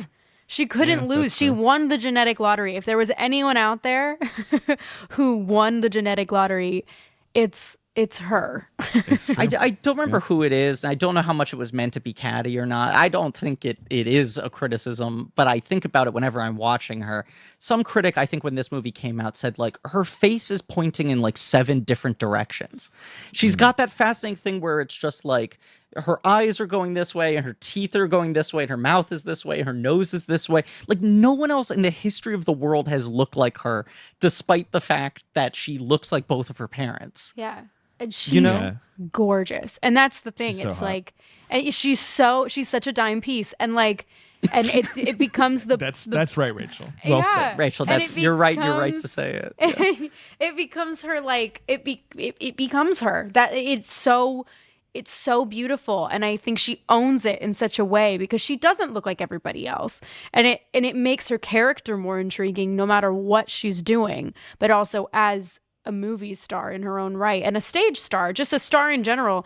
She owned that right, look yeah. that she had, and it made it even better because her mom struggled so long in the early, studio days where people called her a hunchback and said she was ugly and made her She was fix fat everything. And made her take drugs. Yeah, Insane. So to see her kind of win in that regard, even back then, especially now in retrospect, is such a cool thing. Well, Liza like really was able to, especially at the beginning part of her career, come out of the gates so strong and really do shit on her own terms in a way Right. that her mother didn't have that level of control. Right. But yeah, I mean, I do just think it's fascinating because I do think it is part of the take of this movie that like she's not a great performer. She is never going to be a movie star Yeah. for any Right. number of reasons. Liza's a great performer, but Right. there's that thing, that makes her uncomfortable to watch, that added vulnerability or whatever. Whereas like Liza can perform on stage and still have that like that removal of the mask Yeah. and have it work for her. And something like New York, where she's giving like a far more sort of naturalistic, dramatic performance in the non-musical sections of that movie. There's something about the fact that Sally is like always on, that she's always performing. You know that even when she's leading Brian around or whatever. right? Yes. Because Michael she's- York, his it's a whole performance is at such a different pitch than hers, right? Yeah. And then Joel Grey is at a similar pitch, and she moves back and forth between the two worlds, but she stays always in kind of stage show zone. I mean, even the Yes. scene where he comes home and finds her after she's had the abortion, and she like cannot help but try to sort of make a show out of it. Right. You know, like in Yeah. how to sort of, I don't want to say play her sadness, but like her sort of wistful jokes about everything. Yeah. It's how she understands love, Yeah. is being able to make other people feel something. I get it. Yeah, I get it. Yeah. I get it, Sally. I also get the kind of nihilism, that she settles on by the end of the show. I get that too. It's hard to deal with such turbulent times. It's relatable. Harmontown, a podcast that you and I used to listen to religiously. There's an episode I remember where Dan Harmon was talking about maybe the Tiki Torch rally or one of the fucking awful things that's A bad happened in the thing. last 5 or 6 years. And he said, like, it's the defining thing about, like, who you are as a human being, that everyone, of course, wants to be loved. And the ultimate test of that is if you're alone and unloved and the only person waving you over is a Nazi, do you cross the street? Right. You know, which is, I think he put that really beautifully, but it's sort of the whole tension of this movie of like, you could discount it until the point where the choice is, do you care to pursue a Nazi's love? Do you want the approval of a Nazi? You know, if the only way for you to perform is for an audience of the fucking armbands, what's more important to you? Yeah. Right. We're all a little complicit, but then and then you always have the Emcee, who is this creature who is like completely devoid of motive and Yes. like character, right? You don't know anything about him. You don't know who he is. It feels like Is he in Pennywise charge? from It. You're like, this Right, is just like- some Yes. right, Enigmatic. supernatural being. Yeah. Yeah. And so he's like pure nihilism, right? Like Yes. he is, which is so entrancing. Like, and it's so cool. There's that one shot where you see him grabbing her breasts not grabbing, but like touching them as he's about to put her on stage, and it's a shot that Fosse obviously put in like to suggest something to the audience, but without really knowing what's going. Like, so it's. When the he's sort of in the suggestion wings. Yeah, and he's Yeah. he's just grabbing her for a second before she's going, and you're like, I always Did saw they- that not as a breast grab, but as a heart grab. Am I the only one who saw that? No, you might be Interesting. right. Like, I can't tell if he is sort of being a little sinister in that moment, or if he's just prepping her for getting out on stage. Like, if he's just sort of like, yeah. I know, always kind warming of her saw up. it as this like, this is your home and here life is beautiful, and like, so that it's not just to the audience, but it's also like a mask that everyone who works there is also putting on. It's But right, and it's their I think that's alliance, yeah. absolutely up for interpretation, and I don't think that I It- don't think there's a it's right and wrong. fascinating. No, but it is no, no, no, fascinating. I think it's supposed to be very ambiguous. Like, it's just like this one peek you have of him not on stage. Like, he's directly Right. off stage, but like he's about to be on stage. That's just you do also he's so see good. him watching. He's watching her at one point. No, he's watching them. Yeah, the two of them. Yeah, Watching Michael York and Liza Minnelli interact. Right, that is it. I think you're right. Did I make Yes, that up? yes. Okay. No, you didn't make that up. I think you're right. Yes. But I mean, but I do think that like both of those moments are very interesting because they are the only moments where you don't see him on stage performing, but it also still feels like he's putting on a face and he's giving this like annoyed look. Because he doesn't want to lose her to Right. the real world. One Yeah. assumes, like, but Yeah. you can assume a lot of things. Obviously, you Yeah. don't really Well, know, but that would be the idea. Oddly enough, it's leading player in Pippin. It gives that same, which is also a Fosse Yep. classic, but it does give that same kind of feeling. I mean, it's a much more empathetic character, but Hermes in Hadestown more recently, like it's always a good character, that kind of guy who's like, I'm here, I'll always be here. I'm the MC. I'm here to explain things. I'm here to entertain you. And then like, as it goes on, you're like, who is this guy? Is he like part of the show or is he part of the plot? Like, I don't understand. That's the interesting part with Hermes, especially, is just that last song where it's like, it's so a good. sad song and we're gonna sing it again. And the sad, tragic thing about his character is that he's gonna watch it happen all over again, and it doesn't seem like there's anything he can do but be there and know. But he does sort of say in that final song, and I love Hadestown so much, and that's the only reason I'm thinking of it, like where he's like, it could be different next time. You never know. And that is sort of the weird, right? Like maybe, even though we all kind of know this is the sad poetic song that always ends in tragedy, like you'll watch it again because maybe it'll be different next time. And that is like the allure of entertainment. It's so cool. That's why we watch Titanic over and over and over again, hoping the iceberg doesn't. Absolutely. But you know what else, Rachel? Titanic has a happy ending, which weirdly lead you know, like the weird dreamy ending of them back on the boat and only the nice people are there. It's the miracle of that movie that it was uplifted. able to. Yes. Right. Yes. It's so crazy. Can I just shout out my favorite version of the musical trope the two of you are talking about? Please. What?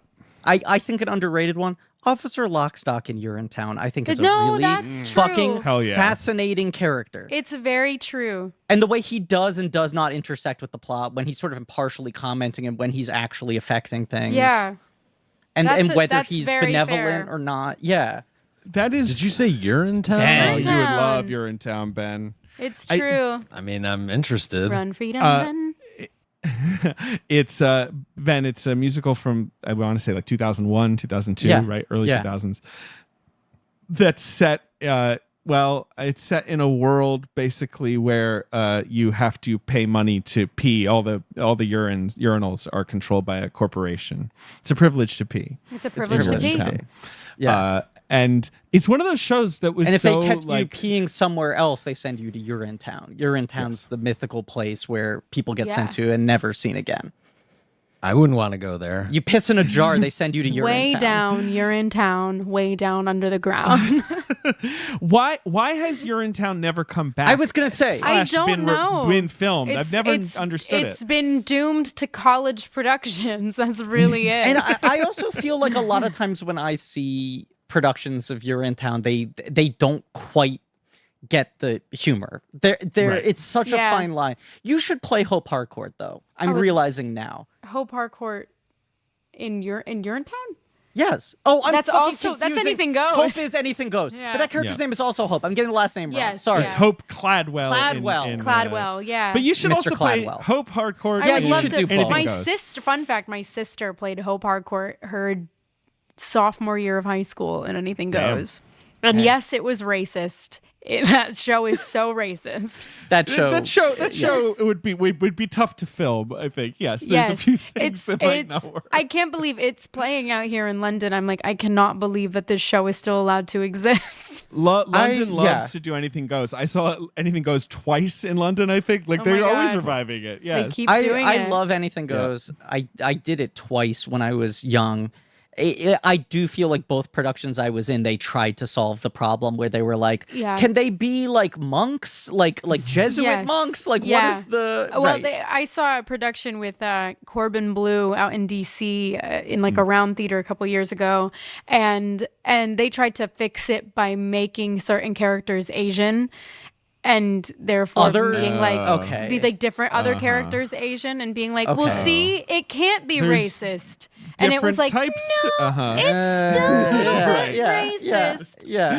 You shouldn't do that. It was very interesting to see in that, like, I think I saw it like in 2018. And that 2018 lens was very interesting. And It's just so deeply woven in with the Plum Blossom shit and whatever. Yikes. Like, you have to make such wholesale changes to get around it. That's the thing. You have to completely shift it.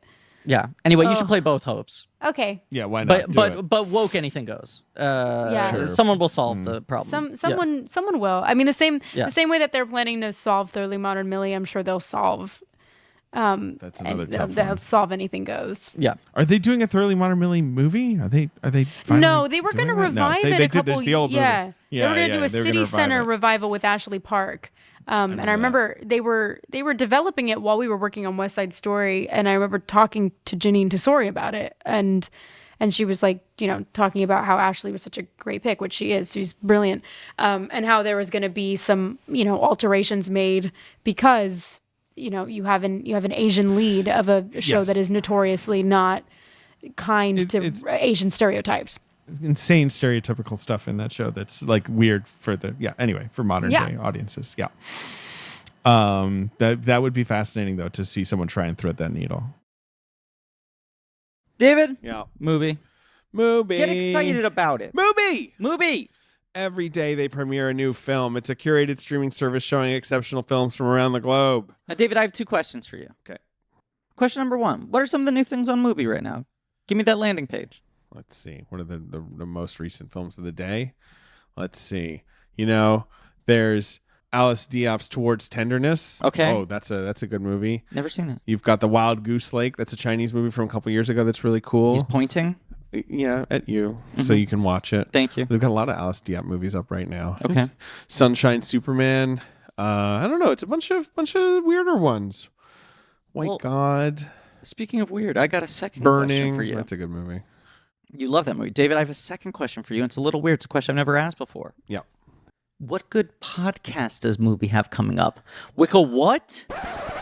Mubi's acclaimed audio documentary series Movie Podcast returns this summer for its second season with a focus on movie theaters, because in a time when too many cinemas are shutting down, we think it's time to lift them up. Movie theaters. So it's titled Only in Theaters. It's got surprising stories of individual movie theaters that had a huge impact on film history, and in some cases, history in general.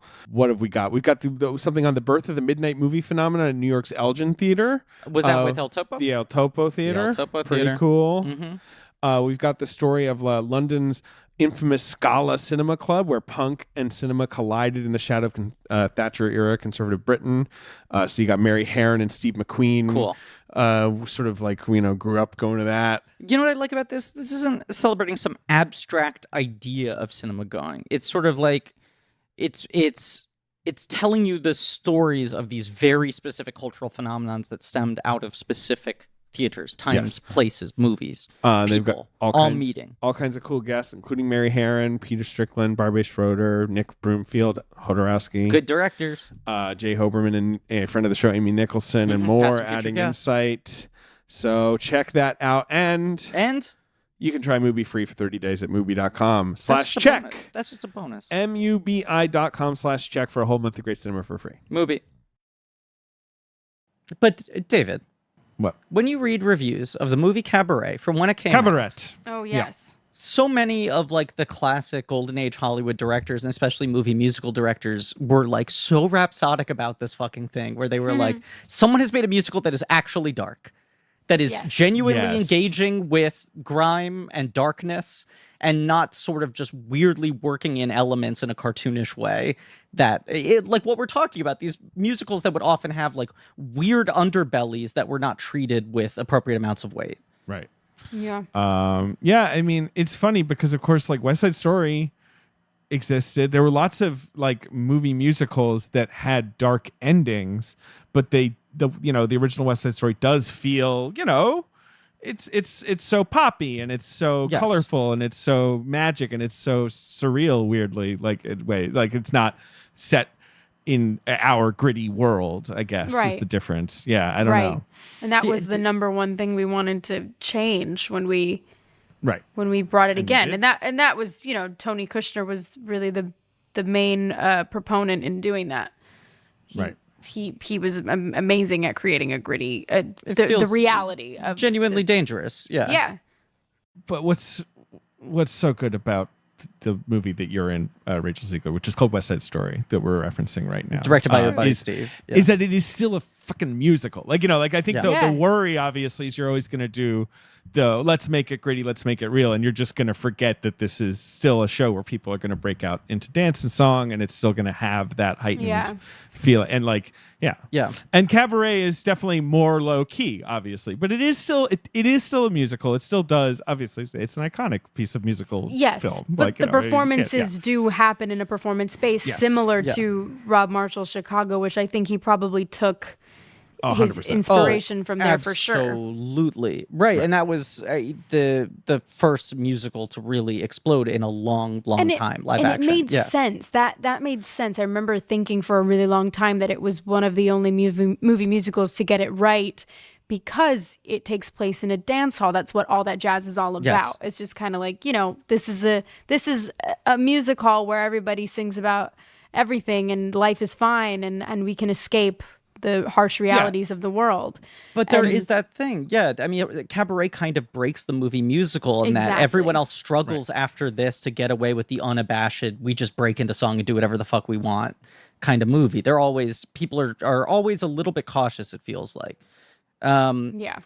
This Joseph Mankiewicz quote, Fosse brought the stink of truth to Cabaret. Is really fucking good. He's one of the few directors I'd write for. Stanley Donen wrote Fosse a letter, said that Stanley Kubrick said that he thinks Cabaret is one of the best pictures he's ever seen in his life. Pretty cool. And then I think he later said that All That Jazz was perhaps the singular best movie he had ever seen.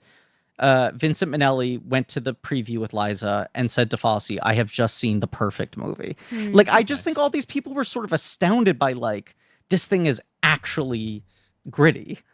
Right. But like, you feel in these reviews that you read, because not just those reactions but from the critics as well, where like Pauline Kael is like, this is made without compromises and it's hard and unsentimental. You feel the critical community reacting to a decade of musicals that we might consider, a lot of them are classics, but are so gaudy and theatrical and colorful and poppy and like whatever. They critics are longing for something different. Like, you're in a far more cynical decade now, and there was I think so much of the praise for this movie came from being like, they found a musical that matches our times. Yes. Oh yeah, sure. And it is good. I do like Cabaret. I think it's pretty good. I think it's a pretty great movie. Yeah, it's a wonderful movie. It's a great musical, and it just comes from great source material, which is the greatest foundation you can have for a good musical is like crazy ass source material. Fosse's petty quote, with just a little more money I could have made a great film. If I'd been able to get the period right, I would have won Best Picture. Oh my God. But I do get what he means. I don't agree with him at all, but I imagine he's watching it being like, man, I only had $3 million. And like, I can see everywhere where like our budget is straining, and we can't like get out into the city, or we can't do this or that, or whereas I'm like, I love that. I love that this movie feels like it's taking place in this weird little bubble. It's so and you barely understand what's going on outside. Right. Like, I think that's so cool. But he's looking at The Godfather and he's like, man, they let him shoot sets. Yeah. Sure. I mean, Godfather's a good looking movie. Blocked off entire city streets. Yeah. I mean, I don't know what, what can you say? It's two good movies came out the same year. But, Fosse wins an Oscar. It's pretty good. He should be happy. Yeah, and he's never happy. He gets the Triple Crown. He wins the Tony, Rachel, the Emmy, the Oscar. He won the a same Tony, year. an Emmy, and an Oscar in the same year. He's the only person to ever do that, because he wins the Tony for Pippin and the Emmy for Liza with a Z. Liza really having a hell of a year. Unbelievable. Let's talk about Liza having a really good year. And we will be doing Liza with a Z on our Patreon, right, Griff? Cool. Yes. Forgetting. Yeah. Yes. Which it will be cool. It's going to be super cool, actually. It's tomorrow, in fact. It's posting tomorrow, so enjoy that. Hey, now. That worked out well. David, do you have the box office game for this movie? I do. Rachel, we're going to play the box office game. We're going to look at the top 5 films at the box office the week this came out. Oh. And Griffin is going to try and guess them.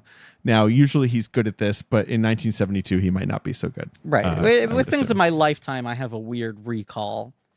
I can go into the memory palace and pull them out. This one, I might be grasping at straws. And And so this movie came out, February 1972. Just want to say that as well. Like February this movie 19th? came out. No, is it February 19th? Let me see. It's February 13th, 1972. Okay. That's 19th the my week birthday. of my dad's 10th birthday. Hey, Oh, Happy 10th birthday, Craig. Yes. happy 10th, Craig. shout out Rachel's dad, Craig Zegler. Craig Zegler. What up, Craig? And it's just this came out in February. It wins the Oscar like a full year and change later. Like, Right. And Godfather came out in March. Like those are both movies that just kind of like Wild. took over the year. Yeah, just ran the table. Yeah. But number one is a movie from 1971, one of the biggest hits in 1971. It's a action thriller with a big star that launches a franchise. Huh, is it Dirty Harry? That's right.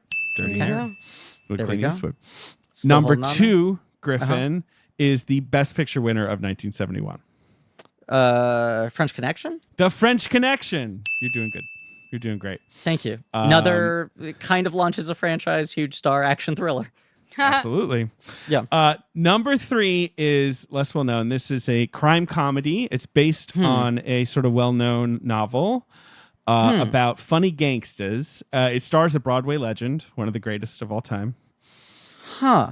Do you think you know what this is, Rachel? Or are your eyes widening at the possibility? I just like the word You like Broadway, Broadway legend. legends? Yeah. I'm just Broadway thinking. legend. Broadway legend. Yeah. Funny gangsters based on a true And a Disney story. legend, I'll say. And a Disney legend. And a Disney legend. Voiced an iconic Disney character. So is it a Jerry Orbach movie? What are we That's talking about here? right. Jerry Orbach. Yeah, the he is king. both. Yeah. Yeah, what is Yep. this? But he put baby in the corner.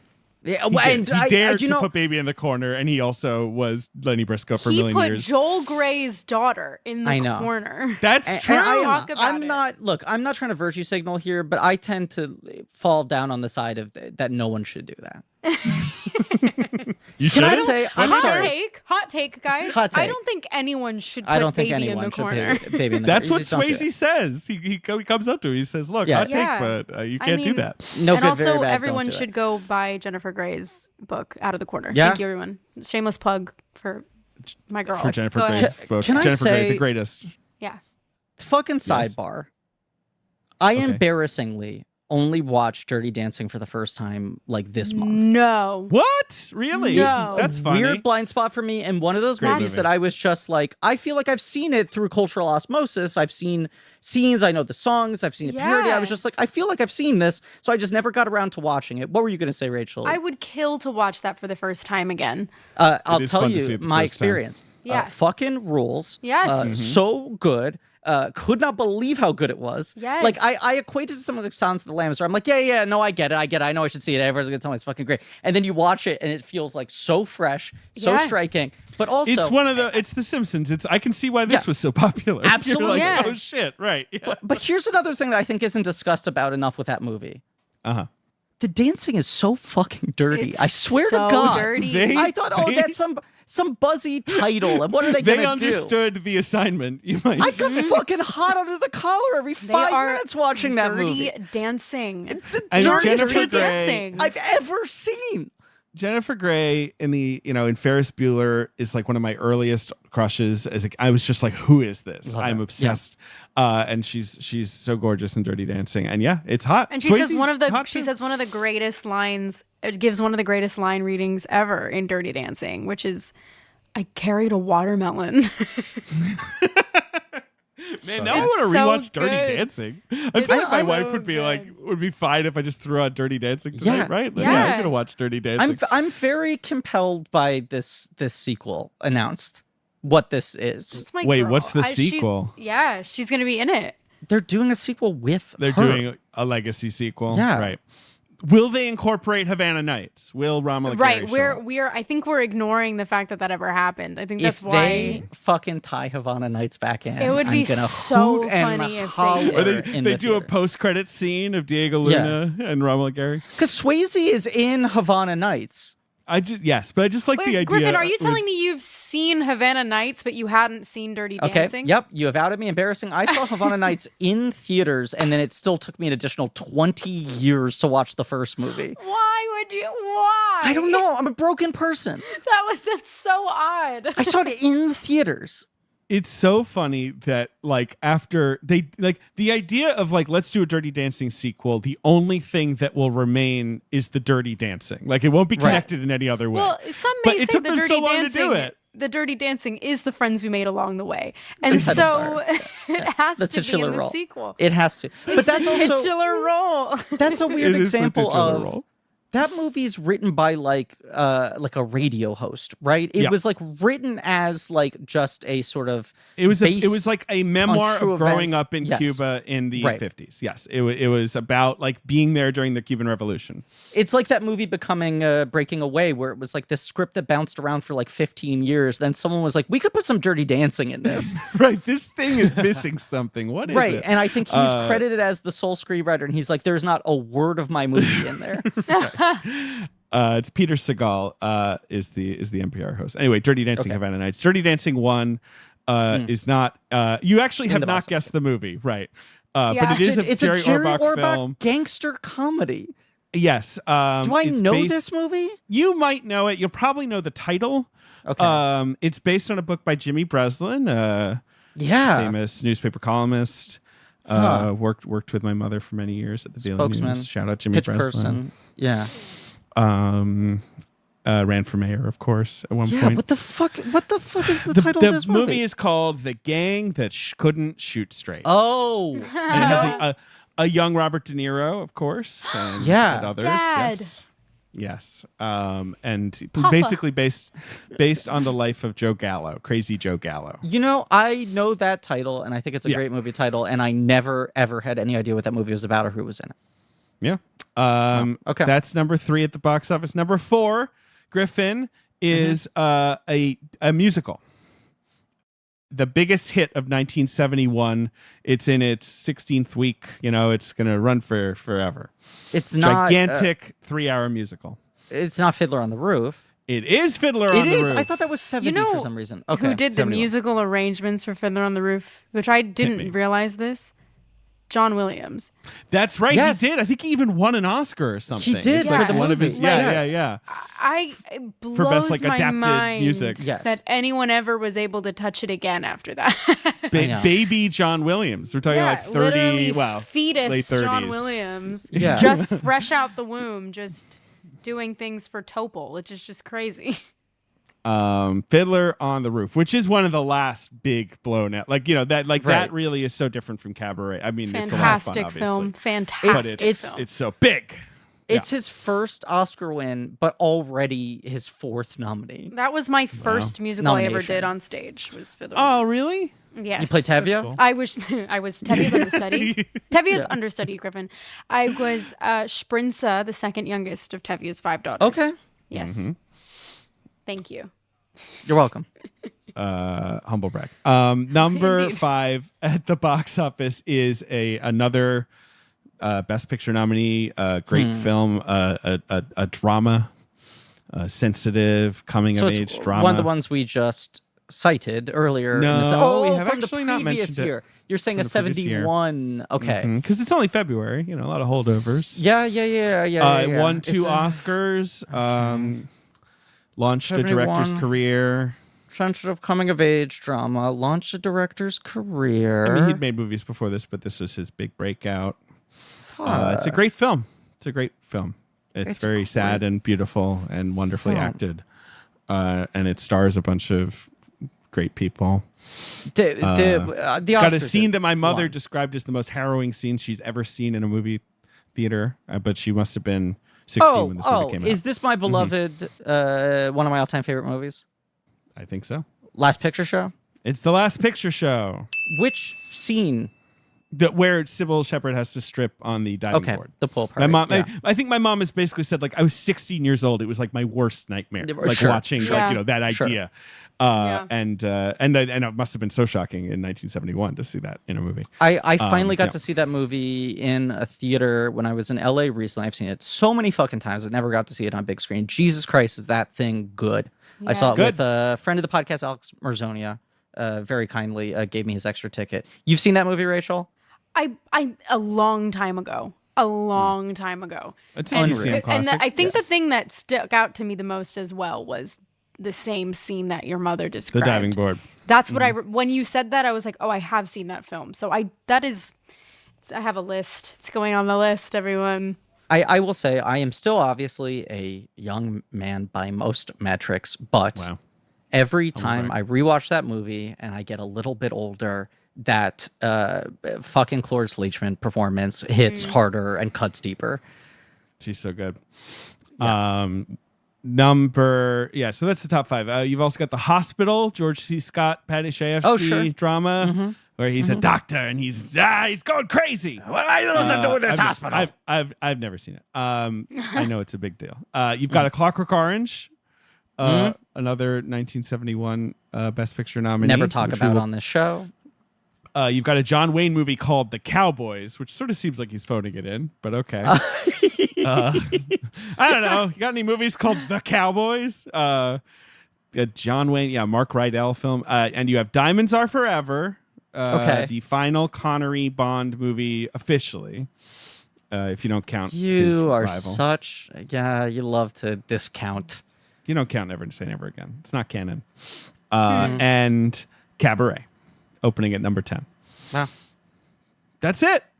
Yeah. We did it. What a time. What a time to be alive. We made Rachel come on our podcast. I know. Wild. was Rachel, crazy. thank you so much for doing this. It's Stop. literally like you're one day off of being the fucking star of a giant movie in a foreign country Hey, on a now. different time zone. It's deeply appreciated. Guys, any time. This is such a joy, and I love. Okay.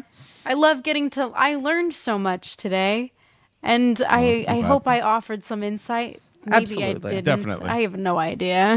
No, I don't remember what I said. You said great things. Are there any Cool. final thoughts? Is there any things you want to say about I guess the rest of Fosse's career, since you're only on this one episode, his other films? I have to say anything? I'm extremely envious of the All That Jazz episode because that's one of my favorite movies of all time, and it's also something that I only recently saw full through recently.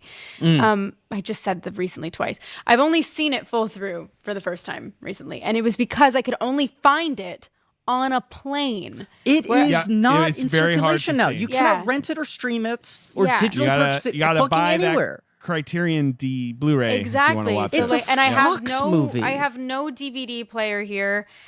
It's Someone just I've get got- Rachel a I've DVD got player. Nothing, Jesus. I have nothing that I can do for that. So I was on a plane back from the Grammys from Vegas. Wow. Layover in Michigan. And then when I flew from Michigan back to London, it was on my flight. And I was like, That is settle so in, boys. weird. That it slipped through all the weird streaming rights to make it to a plane. That It was that on is my funny. Delta flight Don't back fucking to, get it. to Good for Great Delta. Britain. I'm like, fucking Yeah. Fox, Disney, take that movie off the goddamn shelf. Yep, put it. Yeah, God, there's it's a so good one. much. There's so Put it on many Disney interesting things that have been put on Disney Plus that I'm like, Yes. why not all that jazz? And it's- Imagine though, like Why not? I use Disney Plus to like watch Bluey and Toy Story with my daughter. And what if my finger slips? All that It's Put on showtime. all that jazz. yeah. But I have to say that even I was talking to Mark Webb, who directs Snow White, and he loves all that jazz. And I was able to have such an amazing intellectual conversation with him about that because it's just the quintessential Fosse movie because it's about Fosse by Fosse. And it's such an interesting movie. Now that Fosse's no longer with us, it's we can watch it with, with it's a different his perspective. text about himself, right? Yeah, Yeah. like Yeah. that he left it's his legacy yeah. about and, himself. It's And the way that he knew he was hurting people. And even though we see little bits of it in all of his movies, of this like acknowledgement of the way that he treated people wasn't right. And also the self-deprecation of his entire sense of self. All That Jazz is just the epitome of that. And it's one of the greatest movies ever made. And I'll die Yeah. on that hill. I No, really no, I- will. no. I agree. I'm with fully. you. Yeah. Fantastic performance by Anne Ranking. I don't know how she did it without breaking down every day to be playing out her real life in such a way. That seems really unfair, but she did such an incredible job. May she rest easy. I just, yeah. So I just have to say that, departed. yeah, it was shockingly recent departure from the world. I was so heartbroken by that. Also, an incredible Sally Bowles Anne Ranking was, I have to say. Roxy Hart, But you heard it she here. won, Gauntlet thrown down. Whoever does the All That Jazz episode, don't fuck it up. Nah, don't fuck it up, man. Yeah. Do you ever call Mark Webb the Webster? No, I call him Madam Web. Even better. If he's ever in a bad, he's never in a bad mood. But I told him that if he's ever in a bad mood, I'd call him the dark web. Sure. Oh, that's good. Of course. What right. a Yes, tangled yes. web you weave. Do you ever say Yeah. shit like that to him? And yeah. I have to say, one of the nicest normal guys working in this industry right now, a great dad who is making Snow White for his daughter to watch. And it's making me it makes my work so much more fulfilling to work with him. So just shout out to Mark Webb. Shout out to Webb. Madam Webb. That's very nice. Can I ask you one question? Please. Do they have apples at craft services on that movie, or does it feel like a little like? Have you seen my thread on Twitter? Yeah, No. Rachel, you've been posting apples on Twitter. I feel like I've my seen you doing this. my Twitter thread of the snacks, the insensitive snacking that happens on Snow White. Because I've made a lot of jokes about how I'm going method for Snow White, and now I'm scared of apples. You should be. So, but I've had to eat 75 apples on this set, and by it's just a bite. Right. One bite, sure. It's still like 75. Your jaw is like, what am I doing? And also, you become very self-aware of what you look like when you bite into an apple. So I sat there and took a video on my. I have a video, like a 15-minute long video on my phone of me just being like, this way maybe, or God, this way. Trying to figure out your apple. What's the angles. most attractive apple biting angle? Yeah. Fun fact, you won't find one. There's just no attractive way to eat an apple. But yes, there's a lot of apple themed snacks. Crafty does a dessert every day with lunch, and it's almost always an apple crumble or something. And fucking rude. They're not thinking about can you believe? Yeah. I'm like, it's fun and games jeez. for everyone else. Yeah. I'm like, there's nothing that Gal has, and there's no food that Gal has to be afraid of. Yeah, they don't true. fucking But golden she's lasso afraid of her mirrors, between though. takes. Like, She's afraid of mirrors. Maybe she Stuck fears in the mirrors. mirror. Oh, Yeah. guys, the film's so fucking good, though. I can't wait for everybody to see it. It's so good. Cool. Can't wait to see it either. Thank you so much for doing the show. Thanks for having me. This While is you're so making it. fun. right. People should watch you be a movie star. That's my plug for you. Now West Side streaming Story on Disney Plus. On Zegler Disney Plus. What's the story? be a is on movie Disney star. Plus. Continue to be a movie star. Thank yeah. you. But I Disney got that Plus 4K steelbook personally. and HBO Oh, I got it, too. Max. It's on HBO Max Oh yeah, it's too. right. It's also on HBO. Got Max, right. options. Yeah. Thanks, guys. I appreciate it. No, thank you truly, and thank you all, the listener. I'm now like the MC, shifting over, looking straight the eyes Wow. of the audience. Mhm, holding up a mirror. Yep. Thank you all for listening. Please remember to rate, review, and subscribe. Thank you to Marie Barty for our social media and helping to produce the show. JJ Birch for our research. Good job on the Fosse, JJ. Yes. And 10 comedy points for the Fosse joke. Thank you to Joe Bone and Pat Reynolds for our artwork. Leigh Montgomery, the Great American Owl, for our theme song. AJ McKeon and Alex Barron for our editing. You can go to patreon.com/blankcheck for blank check special features where we do commentaries on franchises like the Batman movies, but also talk a little Liza with a Z. And you could go to blankcheckpod.com for links to all the other nerdy, stupid bullshit that we do. Tune in next week for Lenny. Lenny. Another movie about a Anderson. dark performer who doesn't know how to treat people nicely. Yikes. And as always, Wilkommen. Well, no. What's the opposite? Auf Wiedersehen. Auf Wiedersehen. I Wiedersehen. should have said. I'm just gonna let you do it. Yeah, do it. Oh, that's really all I've got. You? Yep. Adieu. Podcast.